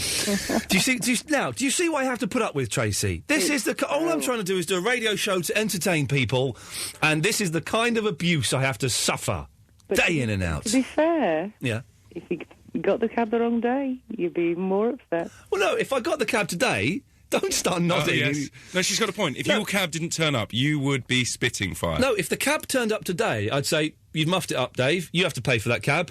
I want one tomorrow. Do you know what actually went through my mind? This is how much I care about you, Ian. This is how much I look after you. I thought, go on. If we have got it wrong, Ian can have my cab, and I'll get a black cab home. Rightfully so. Yeah, right. You say that. See, that's what I did. You say that as though that. Yeah, of course. That's what you should do. Never going to happen though, because we've sorted out. I've turned his fade down. I've turned his fade down. I'm very close to cutting you off, Tracy. What do you want? I don't talk to me in that tone of voice. I was going to say something nice. I'm getting angry now. I was going to say all the numpties that have been phoning in. Oh, sorry, too scared to phone, but have texted or the cowards, emailed in. The cowards, yes, are complete numpties because the show is only as good as the callers. Exactly. So, what a bunch of numpties. That's my polite word. Well, Tracy, I've fallen back in love with you again. Thank you. Thank you for your contribution. I even woke up again for you. I was in bed. It's very rare that a woman does that for me these days. Thank you for that, Tracy. Good night. Good night. Bye-bye. Let's go to Carl. Hello, Carl. Hello. Hello there. How are you? I'm all right, yeah, you know. Yeah. Can I place an order for delivery? I've been on the phone a long time now. Can you do what? Place an order for delivery. I've been waiting for my pizza order for a long time now. Okay. Well, no, hang on. This is the Virgin radio station. The Virgin radio station? Yes, you've got the wrong number. No. Funny you mentioned pizza. I had Domino's tonight before I came out. Oh, Vegorama, potato wedges and garlic bread. Yes, please. Thank you very much. Thank you very much for that indeed. Let's go to TJ. Hello, TJ. Hello. Hello, you right? Yeah. See, I initially called up because I was bored, innit?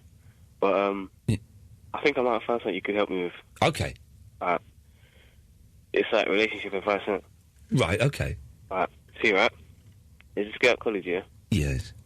And it's like, I don't know her name, yeah, and I've never spoken to her before, yeah? Right.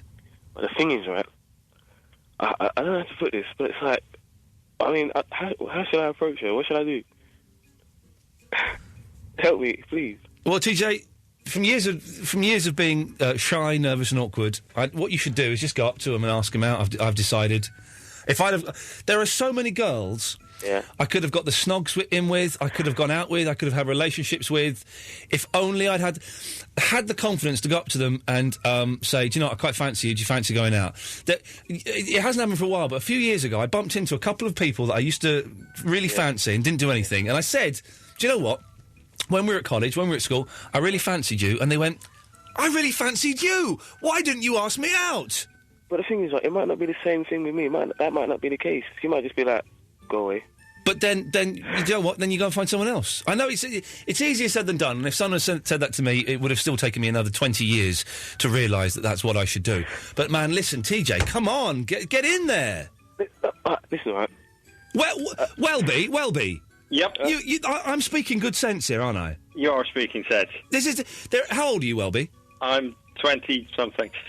Well, go. What? The latter end of the 20s? The earlier end, and I can't. Oh well, then you. God, I'm a man speaking to boys. Richard from Paddington's a real man. Oh, hang on a second. I've got to remember how to do the conference. Hang on. So, make sure the faders are down. Richard. There we go. Hello. How old are you, Richard? 40 plus. 40 plus. Now, what I'm saying is right. You must have come across girls that you really fancy when you were younger. Yeah. Said to them as an older man, "I used to really fancy you," and they went, "Richard, I used to fancy you." Well, yes, that has happened, but not so much nowadays. So you would agree that it would have made sense to have asked them out when you were younger? Yeah, well, when I had all my hair and my waist was a lot thinner, yeah, I should imagine, I should have, jumped on it right then. Yeah, a fortunate choice of phrase there, but yes, I see what you mean. I mean, if you're going, if you're going to go for it, you know, that's when you go. I mean, for all of those youngsters out there, if there's a young lady out there and you or a young man, and you like them, go for it because later on, when your hair's gone and your waist's big, what are you going to do? Rowan, would you agree with that? Yeah. It makes sense. How old are you, Rowan? 13. Oh, well, you're 13. Well, in that case, you can't be included in this conversation, young man. You're too young. But Jay. Jay. Where are you? Jay. Yes, Jay. definitely. Ask her. Right. How old are you, Jay? 20. There we go. He's a man of... We've got men of all varied ages and experience. Bear in mind, we have a 13-year-old on the line, so let's keep it clean. Yeah. So we're all saying... Does he fancy a bird? What? Do you fancy a bird? I've got a project I'm working on, yeah. Who's this, Jay? Yeah. Jay. You've got a project you're working on? You don't talk about women in that way. No, all right, I've got a woman that I'm working on. Oh, okay, steady on. Again, we've got a 13-year-old on the line. Let's moderate. Let's avoid any sexual allusions here. TJ. Yeah. You've got lots of men here telling you that you should go ahead and do this. Adrian, how old are you? 33. Oh, Adrian, what do you think TJ should do? I think you're asking him more questions. I'm not actually the best person to ask about women. So. Oh, are you a homosexual? No, I'm just rubbish. Oh, okay. Well, hang on. Let's get a lady. Let's get a lady in. Lady Danny. Hello. Who is my twin, by the way, on the list. Lady Danny, how old are you? You're not supposed to ask a lady that question. Well, I reckon you're about 26. Well, I'm in my 20s, so you're correct there. So that means 29. It does, doesn't it? Not saying. Okay, so she's 32. What do you think TJ should do? Well, to be honest, I wasn't listening because I got cut off. Oh, well, basically, he's a shy young man who fancies a girl at college. He doesn't know her name, and he wants to ask her out, but he's scared. Well, the first thing to do would be to know her name. Find her name out would be good. Yeah. Well, I mean, that is obvious. Has he got 375 quid spare? What's that? You can go and see that Jo, the matchmaker woman. She'll tell you what to do. Sorted. If you go and speak to her, she'll be able to sort you out. Trevor? Yeah, pal? What do you... Oh, it's him. What? You've actually got 6 people on the line at the same time now. Yeah. I've got 8 people on the line here. What do you think he should do, Trevor? Get in there, pal. Oh, God. See, that's easy. Go for it, mate. You've got nothing to lose. Hey, TJ, if we all chanted your name, do you think that would give you the confidence to do something? TJ. TJ. TJ. TJ. TJ. TJ. TJ. TJ. TJ. I appreciate the chanting, yeah, but I'm not the man to actually speak to her. I appreciate TJ, are you going to talk to her tomorrow?